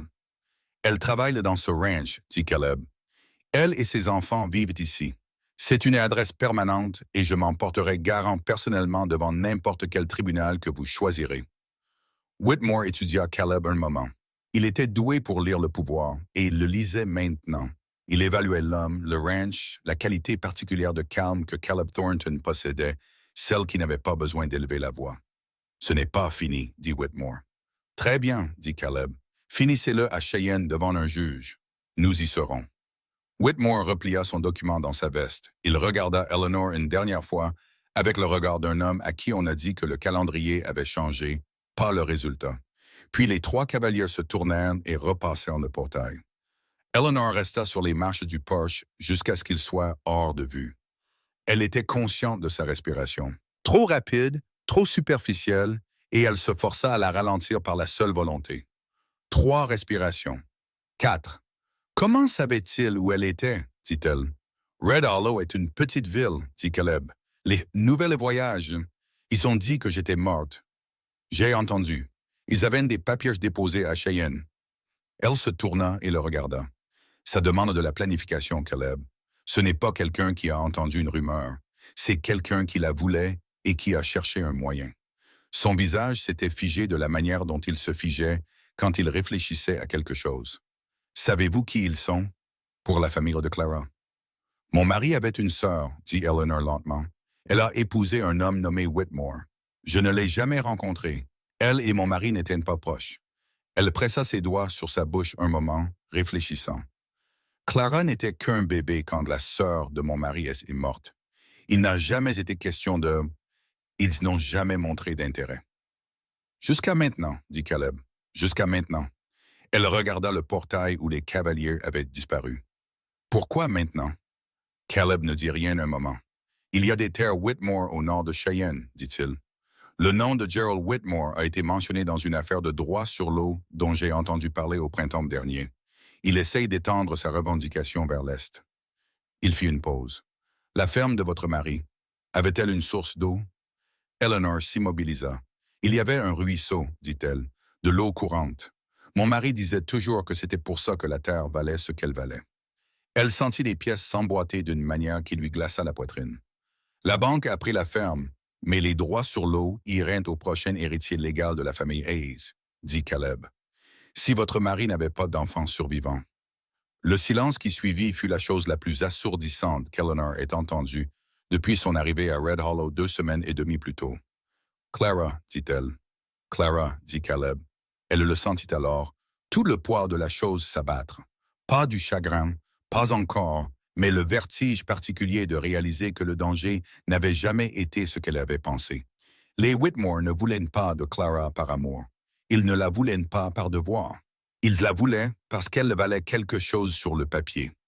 Et Eleanor Hayes, debout sur le porche d'un ranch où elle n'avait pas prévu de rester, avec 9 jours restants sur un contrat qui avait déjà perdu tout son sens, regarda Caleb Thornton et comprit avec une clarté absolue que le combat qui s'annonçait ne ressemblait à aucun combat pour lequel elle s'était préparée. « J'ai besoin d'un avocat, dit-elle. « J'en connais un, dit Caleb, à Cheyenne. » Il soutint son regard. « Et je viens avec vous. » Elle le regarda un long moment, ce regard sombre et stable, la mâchoire qui ne bougeait pas. L'homme qui, il y a 8 ans, s'était fermé à tout ce qui pouvait lui demander quelque chose et qui avait passé 3 semaines à se faire demander quelque chose par ses enfants chaque jour. « Vous n'êtes pas obligé de faire ça, dit-elle. « Je sais que non, dit-il. Je choisis de le faire. » Il la regarda avec la même franchise qu'elle avait utilisée avec lui ce premier jour dans la poussière de Red Hollow. « N'est-ce pas ce que vous m'avez dit la première nuit? Que vous choisissiez, que vous n'étiez pas forcé. » Sa gorge était serrée. « Oui, dit-elle, c'est ce que j'ai dit. » Alors nous nous comprenons. Il entra pour écrire la lettre à l'avocat de Cheyenne. Et Eleanor resta sur le porche dans le calme après l'orage, les cavaliers et la chose qui venait d'être dite. Et elle sut, comme on sait les choses qui se construisent depuis 3 semaines sans votre permission, qu'elle ne se battait plus seulement pour Clara. Elle se battait pour tout, chaque morceau de la vie qu'elle ne savait pas qu'elle construisait jusqu'à ce moment où quelqu'un était venu pour la défaire. Le nom de l'avocat était Edmund Hare. Sa lettre était brève et précise, comme les lettres des hommes compétents qui n'ont pas besoin de jouer la comédie. Il confirma que le dossier Whitmore existait, qu'il avait été soumis il y a 6 semaines sur la base de la présomption de décès d'Eleanor Hayes, et que les droits sur l'eau attachés à l'ancienne ferme Hayes dans le Missouri étaient en fait le cœur de la revendication. Il utilisa le mot « urgent » 2 fois. Il dit qu'il devait être à Cheyenne dans 10 jours. Eleanor lut la lettre 2 fois à la table de la cuisine. Puis elle la plia, la posa et s'assit les mains à plat sur la table un moment, sans bouger. Clara était dans la cour avec Noah, lui apprenant un jeu qui semblait impliquer de lancer un bâton et de se disputer sur les règles.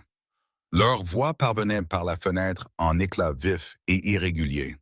Eleanor écouta le rire de sa fille et sentit la chose froide et prudente dans sa poitrine, qui était là depuis la venue des cavaliers. Pas de la peur, elle continuait de décider que ce n'était pas de la peur, mais quelque chose qui vivait dans le même comté que la peur et avait un temps similaire. « Nous partons dans 3 jours, dit Caleb depuis l'embrasure de la porte. Elle leva les yeux. Il avait déjà lu la lettre par-dessus son épaule, réalisa-t-elle, ou elle l'avait lue à voix haute sans s'en rendre compte. Vous et moi et quiconque d'autre doit être là. Les enfants, Hull et Denny resteront. Les enfants iront bien. Clara devrait venir, dit Eleanor. Le juge voudra la voir, pour voir qu'elle est entière et en bonne santé. Elle s'arrêta. J'ai besoin qu'il la voie. Alors elle vient, dit Caleb. Samuel et Noah restent d'ici. Samuel, qui était dans l'embrasure derrière Caleb, car rien dans cette maison ne se passait plus sans que Samuel ne le sache dans les 10 minutes, dit « Je veux venir. »« Tu restes, » dit Eleanor. « Maman. » Samuel. Elle regarda son fils. Il avait la mâchoire serrée de son père quand il avait pris sa décision, et elle avait toujours aimé cette mâchoire et l'avait toujours trouvée peu pratique. J'ai besoin de toi ici. Ce n'est pas une consolation, c'est la vérité. J'ai besoin de quelqu'un en qui j'ai une confiance absolue dans ce ranch pendant mon absence. C'est toi.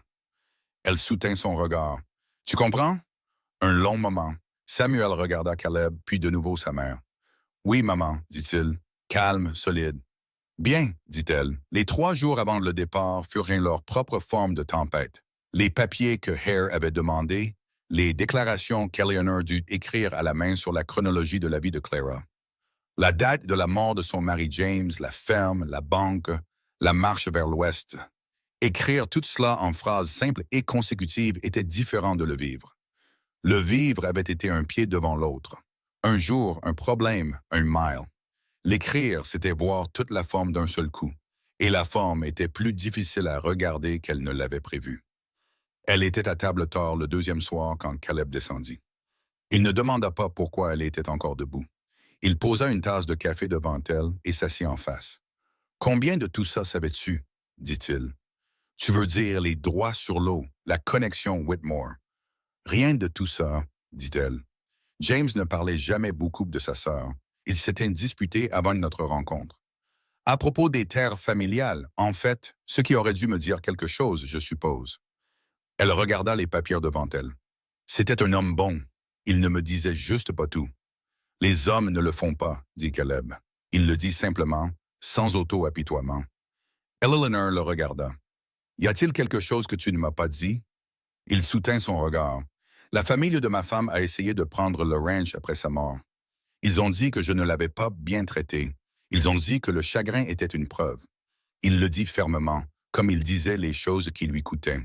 Ils n'avaient pas de dossier, mais ils avaient un avocat et assez d'argent pour rendre le processus désagréable pendant environ 2 ans. Eleanor resta très immobile. « Tu ne m'as pas dit ça quand les Whitmore sont venus. Je te le dis maintenant. » « Pourquoi maintenant? » « Parce que, dit-il, tu devrais savoir que j'ai été à ta place.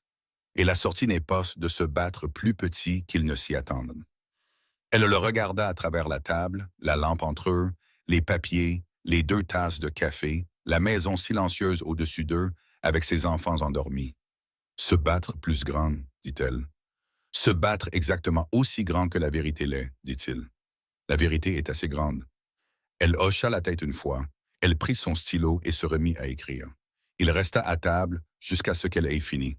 Ils arrivèrent à Cheyenne un mercredi après-midi, Eleanor, Caleb et Clara. Après 1 jour et demi de voyage que Clara passa à poser des questions sur tout ce qu'elle voyait avec la minutie systématique d'une enfant menant une enquête. Caleb répondit à la plupart d'entre elles. Eleanor le nota sans commentaire et le rangea au même endroit où elle rangeait toutes les choses qu'elle n'était pas encore prête à examiner. Edmund Hare les rencontra à son bureau sur l'avenue Carey.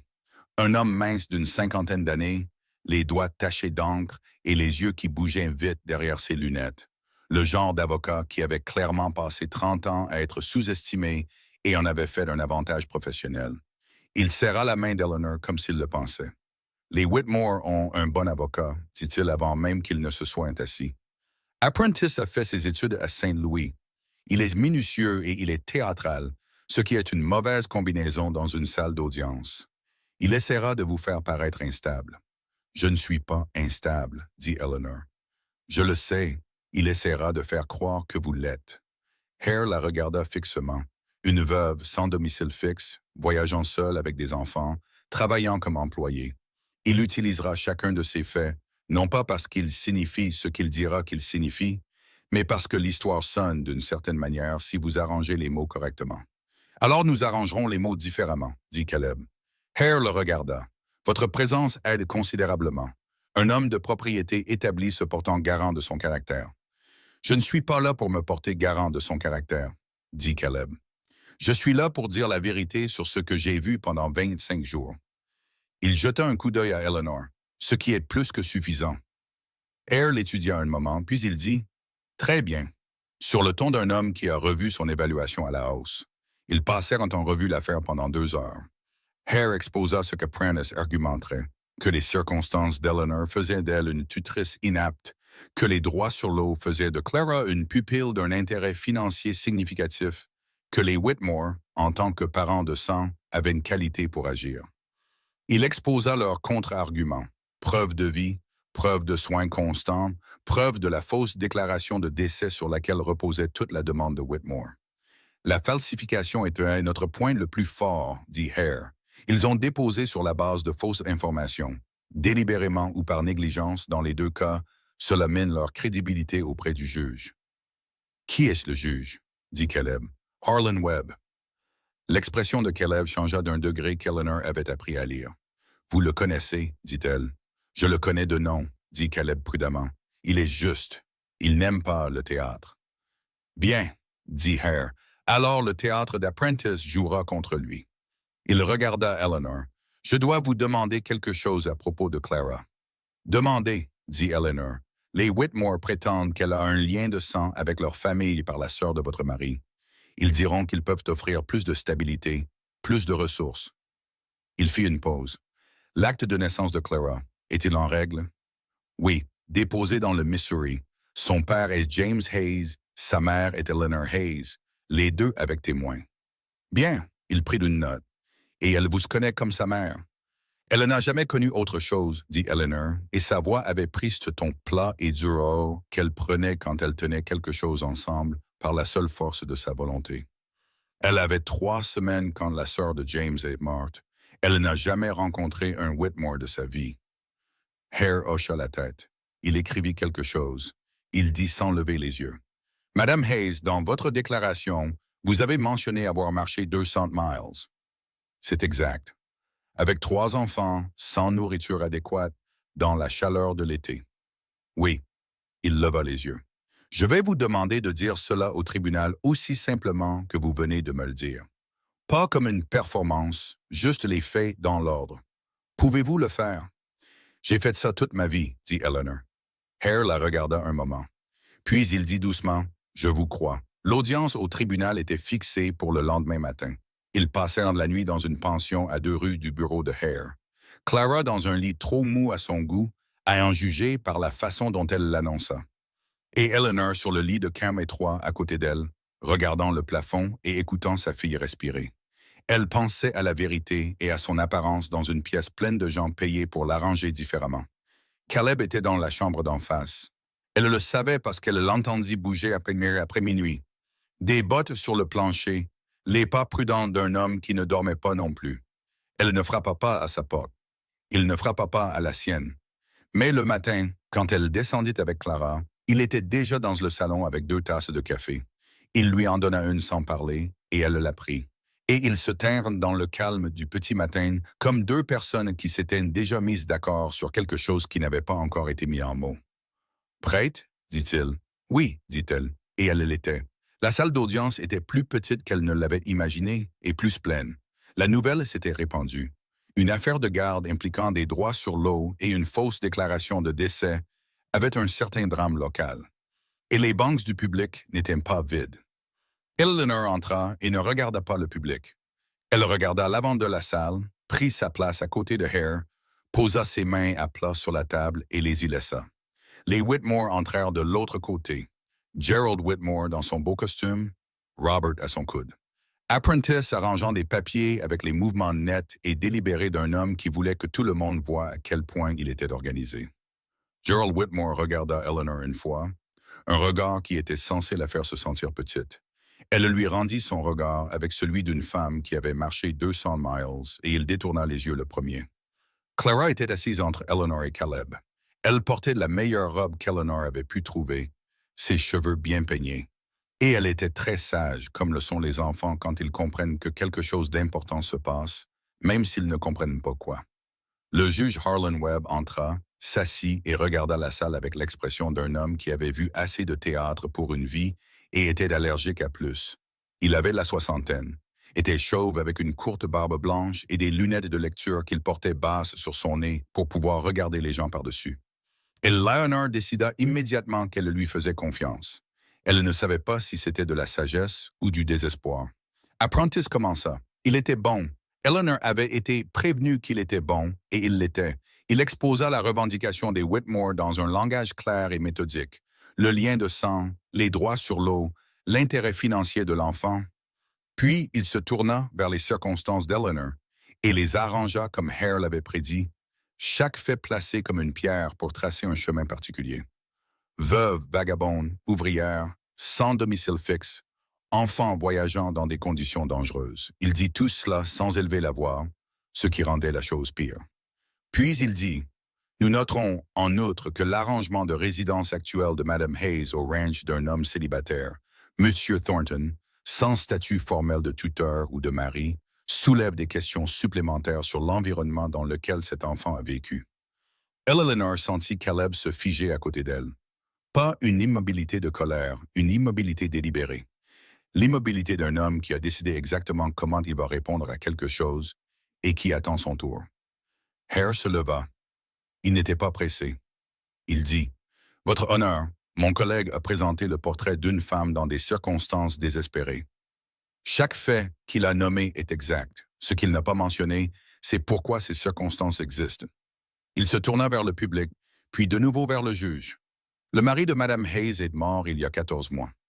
La ferme qu'elle et son mari ont construite a été prise par la banque 6 mois après sa mort. Elle a marché 200 miles à travers le territoire du Wyoming en pleine chaleur estivale, avec 3 enfants et 4 cents en poche. Non pas parce qu'elle était imprudente, mais parce qu'elle les protégeait. La famille Whitmore a déposé cette plainte sur la base d'un document déclarant Eleanor Hayes décédée. Elle n'est pas décédée, elle est assise dans cette salle d'audience. Toute la base juridique de leur revendication est construite sur un fait qui est visiblement, manifestement faux. Il laissa cela en suspens. Puis il dit, « Nous allons maintenant entendre directement Mme Hayes. » Eleanor se leva. Elle avait préparé des mots. C'était de bons mots, organisés, clairs, exactement ce que Hare lui avait conseillé de dire. Elle ouvrit la bouche et les mots préparés avaient disparu. Ce qui sortit à la place fut la vérité, qui s'avéra être la même chose, juste dans un ordre différent. Elle leur parla de James, de la fièvre, de la dernière semaine, de lui tenir la main pendant qu'il lui disait d'emmener les enfants vers l'ouest. Elle leur parla de la banque, du matin où la lettre était arrivée, de vendre ce qu'elle pouvait porter et de quitter la maison où elle avait construit sa vie. Elle leur parla de la route. Elle leur parla de Noah s'effondrant dans la poussière dans la rue principale de Red Hollow et de l'homme qui avait donné une gourde d'eau à ses enfants sans qu'on le lui demande. Elle le raconta simplement. Charles ne pleura pas. Elle avait décidé qu'elle ne pleurerait pas et elle ne le fit pas. Quand elle se rassit, la salle d'audience était très silencieuse. Apprentice dit en contre-interrogatoire, « Madame Hayes, décririez-vous votre arrangement avec M. Thornton comme une situation permanente? » « Je le décrirais comme la situation dans laquelle je me trouve, » dit Eleanor. « La permanence est quelque chose que l'on construit. Je construis depuis 25 jours. Et avant cet arrangement, les enfants étaient sous votre seule garde. Ils ont toujours été sous ma seule garde. Dans des conditions que vous avez vous-même décrites comme manquant de nourriture, d'abri, dans des conditions, dit Eleanor, que je m'efforçais activement de changer chaque jour. » Elle le regarda sans ciller. « Mes enfants n'ont jamais été en danger parce que j'étais négligente. Ils étaient en difficulté parce que la vie est difficile. Il y a une différence, Monsieur Apprentice, et je pense que vous la connaissez. » Un murmure dans le public. Le juge Webb regarda par-dessus ses lunettes. Le murmure cessa, puis Apprentice a fait son erreur. Il a dit, « J'aimerais poser une question à l'enfant, votre honneur. » Hare était sur ses pieds. « Objection.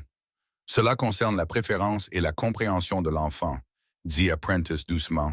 « La Cour souhaite sûrement entendre Clara elle-même. » Webb regarda Eleanor. Eleanor regarda Clara. Clara regarda le juge avec le sang-froid parfait d'une enfant de 6 ans qui n'a pas peur des adultes parce qu'elle n'a jamais eu de raison d'en avoir peur de sa vie. « J'autorise, » dit Webb, brièvement. Apprentice s'accroupit au niveau de Clara, l'accroupissement pratiqué d'un homme jouant la gentillesse, et dit d'une voix chaude et professionnelle. « Bonjour Clara, sais-tu qui je suis? »« Vous voulez m'enlever à ma maman? » dit Clara. Il y eut un temps de silence absolu. Apprentice se reprit à peine. « Je veux m'assurer que tu es en sécurité et heureuse. Connais-tu la famille Whitmore? »« Monsieur Gerald Whitmore. » Clara regarda la table des Whitmore. Elle regarda Gerald Whitmore comme les enfants de 6 ans regardent les gens dont ils se sont fait une opinion immédiate. « Non, dit-elle. C'est ta famille aussi, Clara. la famille de ton papa. Mon papa est parti, dit Clara simplement. Ma famille, c'est maman, Sam et Noah. Elle réfléchit un moment. Et M. Thornton. Apprentice se releva. Son cas venait d'être contredit par une enfant de 6 ans et il n'y avait rien à faire. Le juge Webb dit « J'en ai assez entendu ». La salle devint très silencieuse. Webb regarda ses papiers. Il regarda la table des Whitmore. Il regarda Eleanor. La revendication des Whitmore a été déposée sur l'affirmation qu'Eleanor Hayes était décédée, dit-il. Elle n'est pas décédée. Cette erreur fondamentale ne fait pas que affaiblir la revendication. Elle l'annule. Toute demande fondée sur un mensonge matériel, que ce mensonge soit délibéré ou par négligence, ne peut être maintenue dans mon tribunal. Il regarda Apprentice par-dessus ses lunettes. Si M. Whitmore souhaite déposer une nouvelle demande par les voies appropriées, sur la base d'informations exactes, c'est son droit. Cependant, en l'absence de preuve que Mme Hayes est une mère inapte, et je n'ai entendu aucune preuve de ce genre aujourd'hui, ce tribunal ne retirera pas un enfant à la garde de la femme qui l'a élevé. Il regarda Eleanor un moment. Juste un moment. Madame Hayes, dit-il, la garde de Clara Hayes reste avec vous. Eleanor mit sa main sur sa bouche. Pas pour retenir des larmes, elle se l'était promis, mais parce qu'elle avait besoin de tenir quelque chose et que ses enfants n'étaient pas assez proches pour être atteints. Clara tira sur sa manche. « Maman, dit-elle, est-ce que ça veut dire qu'on peut rentrer à la maison? » Eleanor regarda sa fille, puis elle regarda Caleb. Il la regardait avec ce regard sombre et stable, et il y avait quelque chose dedans qu'elle n'y avait jamais vu auparavant, ouvert, sans garde, le regard d'un homme qui a cessé de prétendre qu'il ne ressent pas ce qu'il ressent. « Oui, dit Eleanor, sa voix n'était pas tout à fait égale. C'est exactement ce que ça veut dire. » Gerald Whitmore se leva de l'autre côté de la salle. Son visage était sombre de quelque chose entre la colère et l'humiliation spécifique d'un homme qui s'attendait à gagner et qui réalisait qu'il ne l'avait pas fait. Il dit à personne en particulier, « Ce n'est pas fini. » Caleb se leva. Il n'était pas un homme qui élevait la voix. Il ne l'éleva pas maintenant.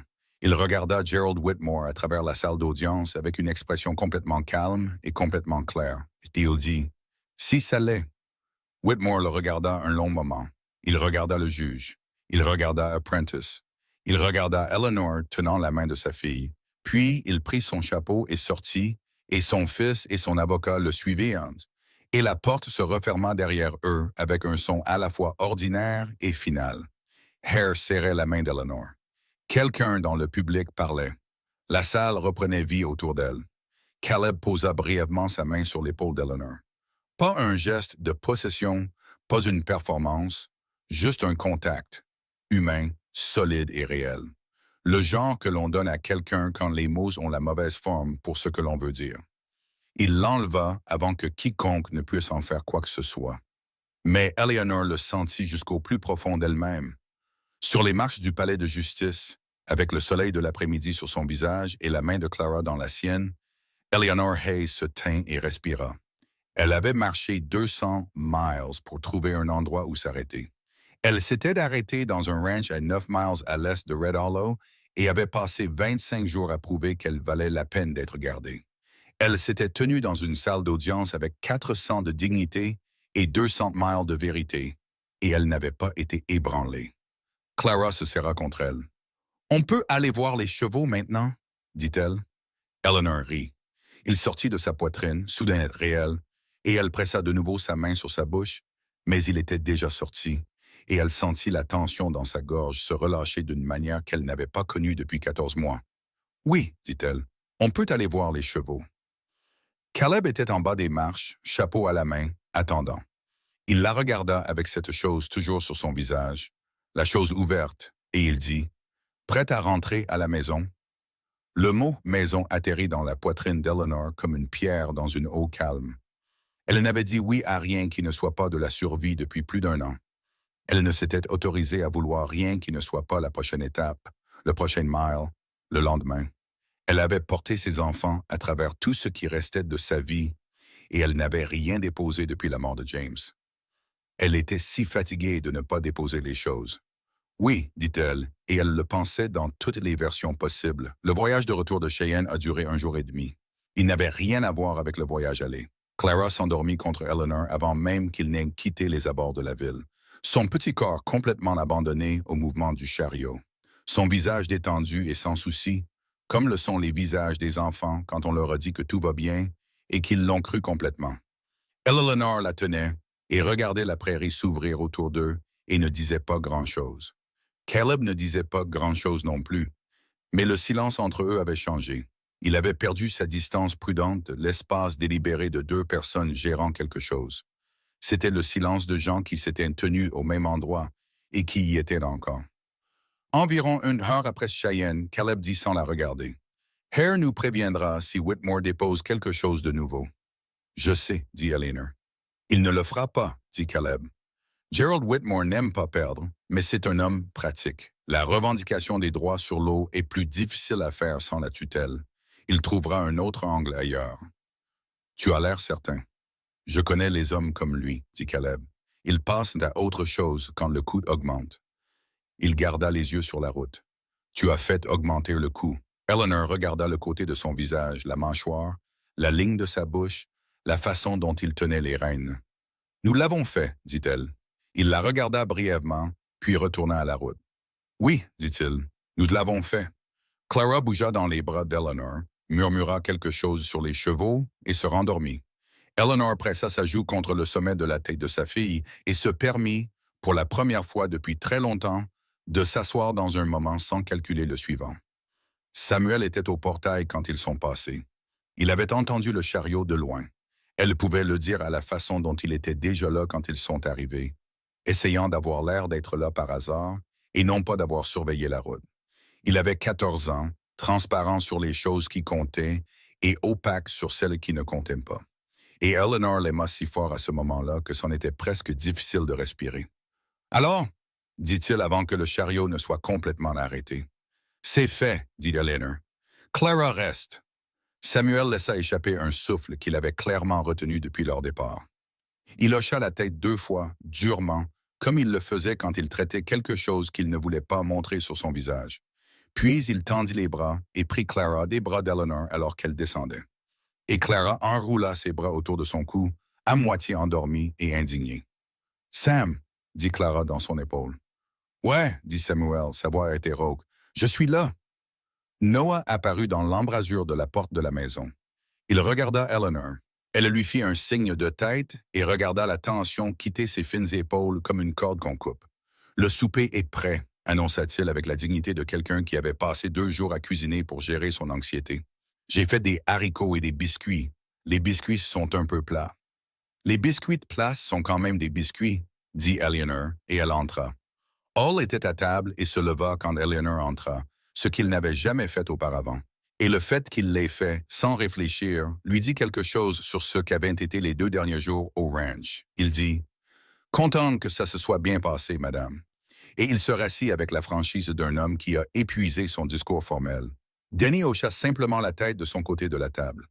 Mais il souriait, et Eleanor avait appris que le sourire de Denny était réservé aux choses qui comptaient vraiment pour lui, ce qui le rendait plus précieux que les mots de la plupart des gens.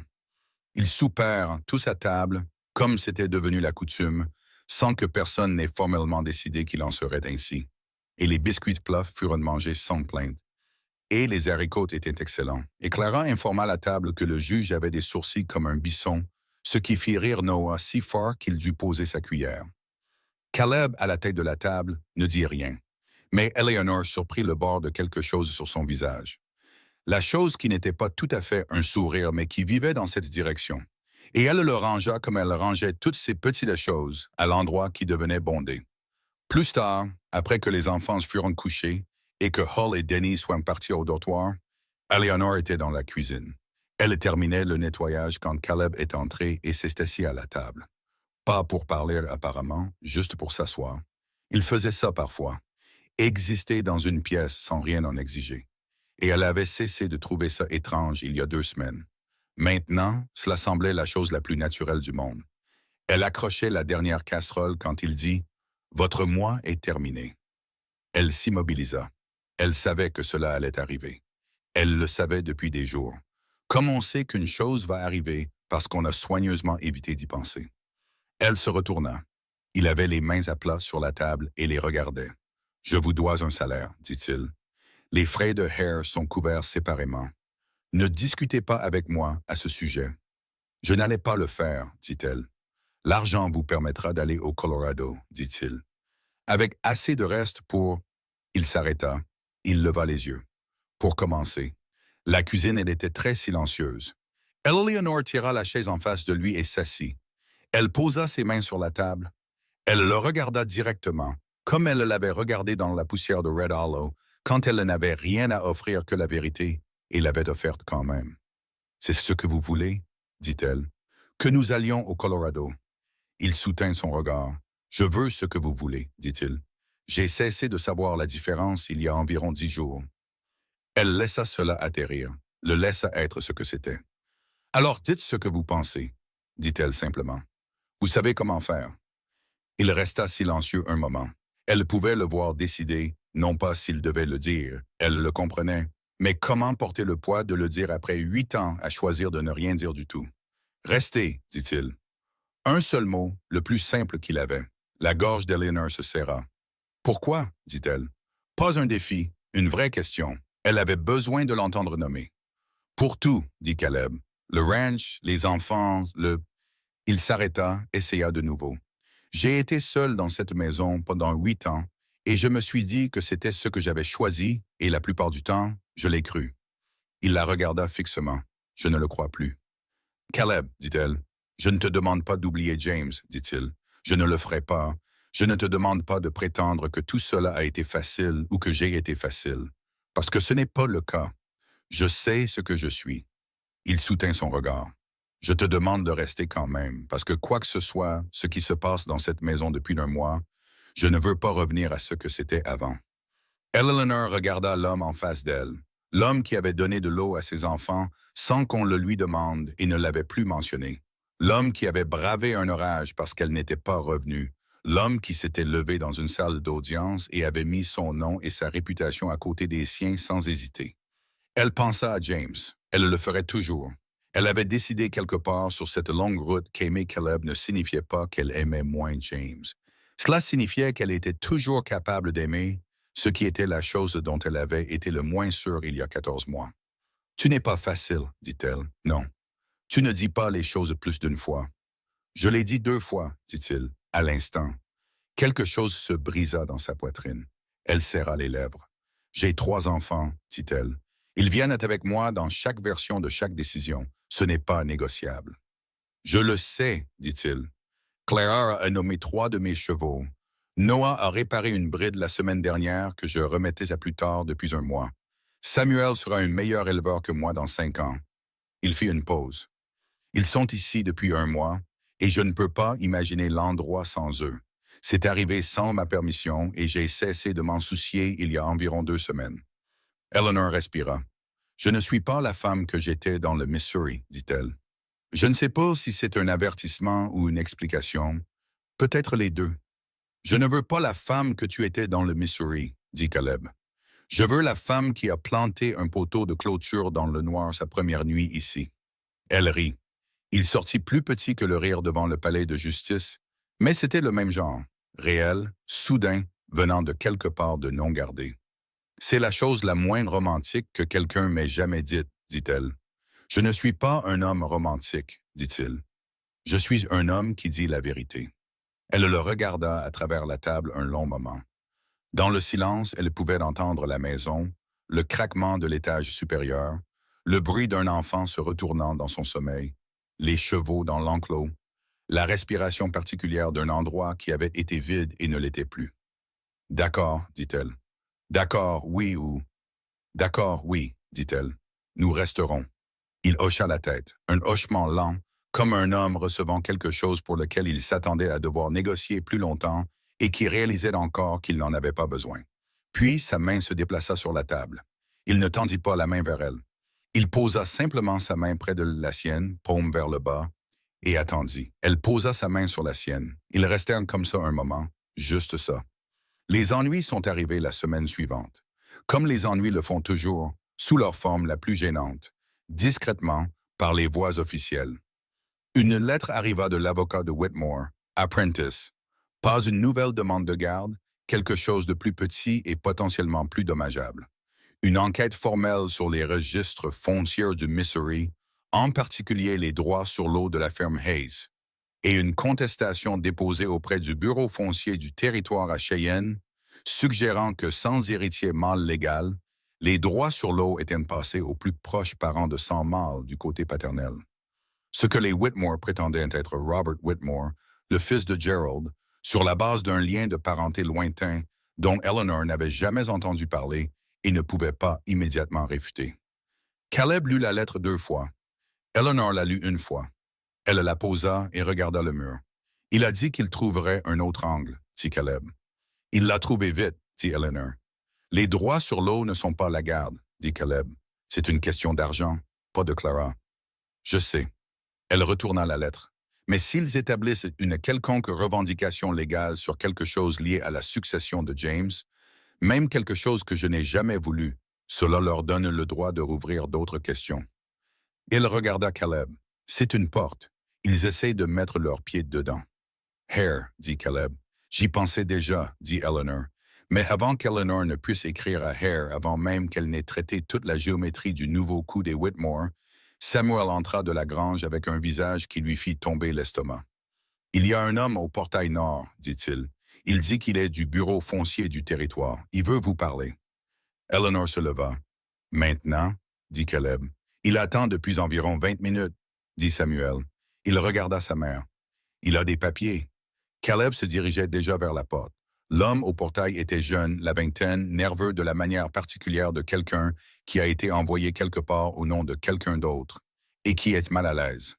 Il avait une sacoche en cuir et un seau territorial sur son manteau et l'expression d'un homme qui avait espéré que ce serait plus simple que ça ne l'était. « Madame Hayes. » Il dit, « Je suis Eleanor Hayes, dit-elle. » Il sortit une enveloppe. « Ceci est un avis formel d'enquête du Bureau foncier du territoire du Wyoming concernant les droits sur l'eau précédemment associés à une parcelle Hayes dans le comté de Cooper, Missouri. Vous êtes prié de fournir une documentation de propriété ou d'héritage dans les 30 jours, sinon l'affaire se poursuivra sans votre... » « D'où vient cette enquête? » dit Caleb. Le jeune homme le regarda. « Je ne suis pas autorisé à... »« Whitmore, » dit Eleanor platement. L'expression du jeune homme le confirma sans qu'il le dise. Eleanor prit l'enveloppe. Elle la tint à 2 mains et la regarda avec le regard fixe d'une femme prenant la mesure de quelque chose. « Merci de l'avoir livré, dit-elle. Vous direz à celui qui vous a envoyé que nous l'avons reçu. » Le jeune homme hocha la tête, soulagé d'être congédié, et partit rapidement. Eleanor se retourna vers la maison. Samuel la regardait. « Qu'est-ce que ça veut dire? » dit-il. « Ça veut dire que Gerald Whitmore ne sait pas quand s'arrêter, dit-elle. Entrez. » Ce soir-là, avec les enfants au lit et la lampe brûlant bas sur la table de la cuisine, Eleanor et Caleb s'assirent avec un morceau de papier et écrivirent la lettre à Hare ensemble. Non pas parce qu'Eleanor avait besoin d'aide pour l'écrire, ce n'était pas le cas, mais parce que Caleb avait des informations qu'elle n'avait pas. Sur le processus foncier du territoire, sur la nature spécifique des revendications de droits sur l'eau dans le Wyoming, sur un détail qui s'avéra considérablement important. Il dit pendant qu'elle écrivait, « Il y a quelque chose que tu devrais savoir sur les droits sur l'eau de la ferme Hayes. » Elle leva les yeux. « Quand tu étais à Cheyenne pour l'audience, dit-il, j'ai envoyé un télégramme à un homme que je connais dans le Missouri, un expert foncier avec qui j'ai déjà travaillé. » Il le dit prudemment, observant son visage. « Je lui ai demandé de vérifier les registres de la ferme, le statut de la propriété. »« Tu ne me l'as pas dit, dit-elle. Je te le dis maintenant. » Elle soutint son regard. « Et les droits sur l'eau n'ont jamais été correctement transférés à la banque lors de la saisie, dit Caleb. Ton mari a déposé une demande de homestead distincte sur la source d'eau en 1868. Selon la loi sur le homestead du Missouri, cette revendication ne peut être transmise qu'à un héritier de sang direct, pas à une banque, pas à un parent mâle éloigné. » Il fit une pause. « À toi ou à tes enfants? » Le silence était absolu. « La revendication des Whitmore, dit Eleanor lentement, est basée sur l'hypothèse que les droits sur l'eau faisaient une partie de la succession générale, ce qui n'était pas le cas. Si mon homme dans le Missouri a raison, et il a eu raison chaque fois que je l'ai utilisé, le dossier des Whitmore au bureau foncier est construit sur le même genre de mauvaises informations que la demande de garde, dit Caleb. Il la regarda. Ils continuent de faire la même erreur. Ils continuent de supposer que je n'ai rien, dit Eleanor. Oui, dit Caleb. Ils continuent de sous-estimer ce que tu as. Elle se pencha en arrière. Elle sentit le changement, le sentiment spécifique d'une bataille qui semblait perdue, se retournant sur un seul fait. Comme le font les batailles quand on a prêté attention aux bonnes choses. On envoie ça à Hare ce soir, dit-elle. À la première heure demain matin, dit Caleb. Ce soir, dit-elle. J'irai moi-même en ville. Il la regarda. Il savait qu'il valait mieux ne pas discuter. Je vais sceller le cheval, dit-il. Elle se rendit à Red Hollow dans le noir et remit la lettre au postier de nuit du magasin général, qui la prit avec les sourcils levés d'un homme recevant du courrier à une heure inhabituelle, et la sagesse de ne pas poser de questions. Elle revint sous un ciel immense et plein d'étoiles, et la clarté particulière des nuits d'été du Wyoming, celle qui fait que l'obscurité ressemble moins à une absence qu'à un espace. En passant le portail du ranch, elle trouva Caleb assis sur les marches du porche, attendant. « Tu n'étais pas obligé d'attendre, dit-elle. »« Je sais, dit-il. » Elle s'assit à côté de lui sur la marche. Pas assez près pour se toucher, mais proche. Les chevaux s'installaient dans l'enclos. La maison était silencieuse derrière eux. « Qu'est-ce qui se passe maintenant? » dit-elle. « Hare dépose une contre-enquête auprès du bureau foncier, dit Caleb. Les registres du Missouri sont extraits. La revendication de Homestead est confirmée. Le dossier de Whitmore s'effondre. Il resta silencieux un moment. Ça prendra quelques mois. Ce ne sera pas rapide, mais ça tiendra. Ça tiendra, dit Eleanor. Ça tiendra, dit Caleb. Elle était silencieuse.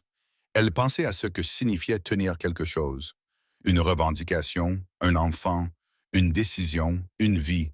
Elle avait passé 14 mois à essayer de tout tenir en même temps, à deux mains, et c'était si lourd, et elle ne s'était pas autorisée à le dire jusqu'à maintenant. « Je suis fatiguée, dit-elle. Pas une plainte, juste la vérité enfin dite à voix haute. » Caleb la regarda. « Je sais, dit-il, de la même manière qu'il disait les choses qui lui coûtaient, doucement et sans amortir, parce qu'il comprenait qu'elle n'avait pas besoin d'amorti. Elle avait besoin d'honnêteté. « Je ne vais nulle part, dit-elle. Je veux juste que tu saches que je suis fatiguée. »« Tu peux être fatiguée ici, dit-il. C'est autorisé. » Elle se tourna et le regarda dans le noir.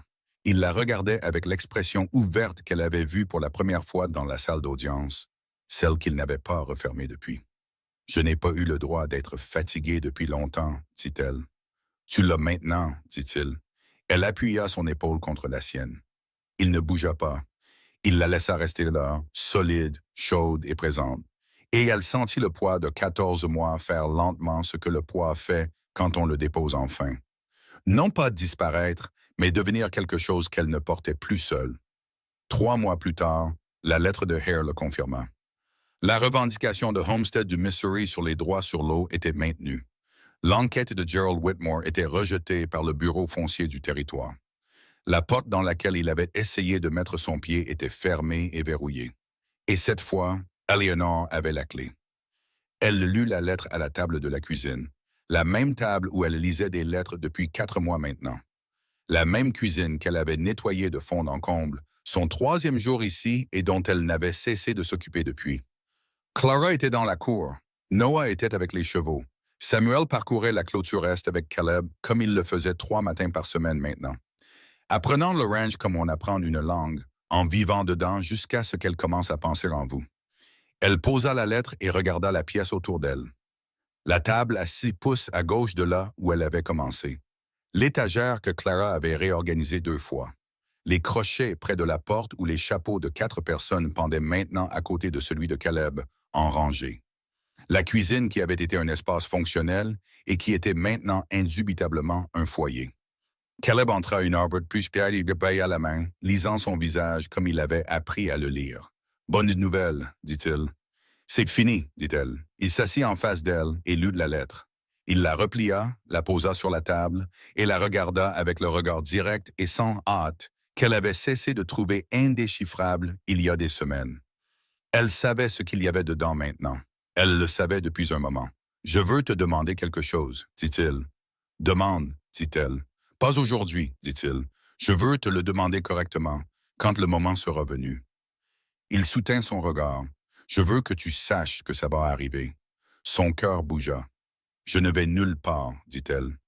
Non, dit-il, tu ne vas nulle part. Il le dit avec la certitude tranquille d'un homme qui avait appris à dire les choses vraies simplement. Moi non plus.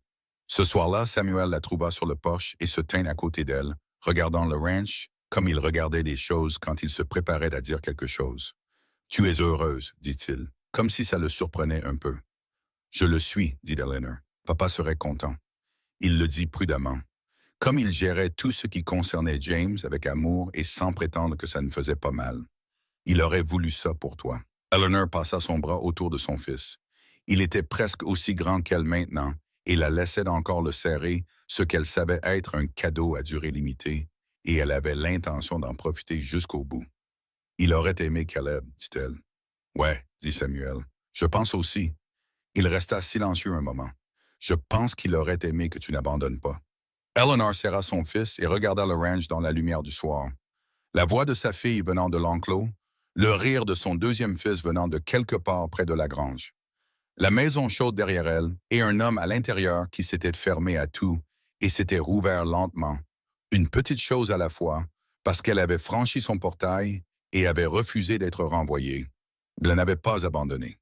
Pas une seule fois en 200 miles, en 14 mois, et avec tout ce qui avait essayé de la briser, elle n'avait abandonné. Et ici, sur le porche d'un ranch à 9 miles à l'est de Red Hollow, avec les voix de ses enfants dans l'air d'été et le ciel du Wyoming devenant doré et vaste au-dessus d'elle, Eleanor Hayes comprit que la vie que l'on construit dans les ruines de celle que l'on a perdue peut être quelque chose de vrai. Pas un remplacement, pas une consolation, mais quelque chose de réel, de solide et d'entièrement à soi. Elle avait marché jusqu'à trouver un sol sur lequel il valait la peine de se tenir, et elle s'y tenait encore.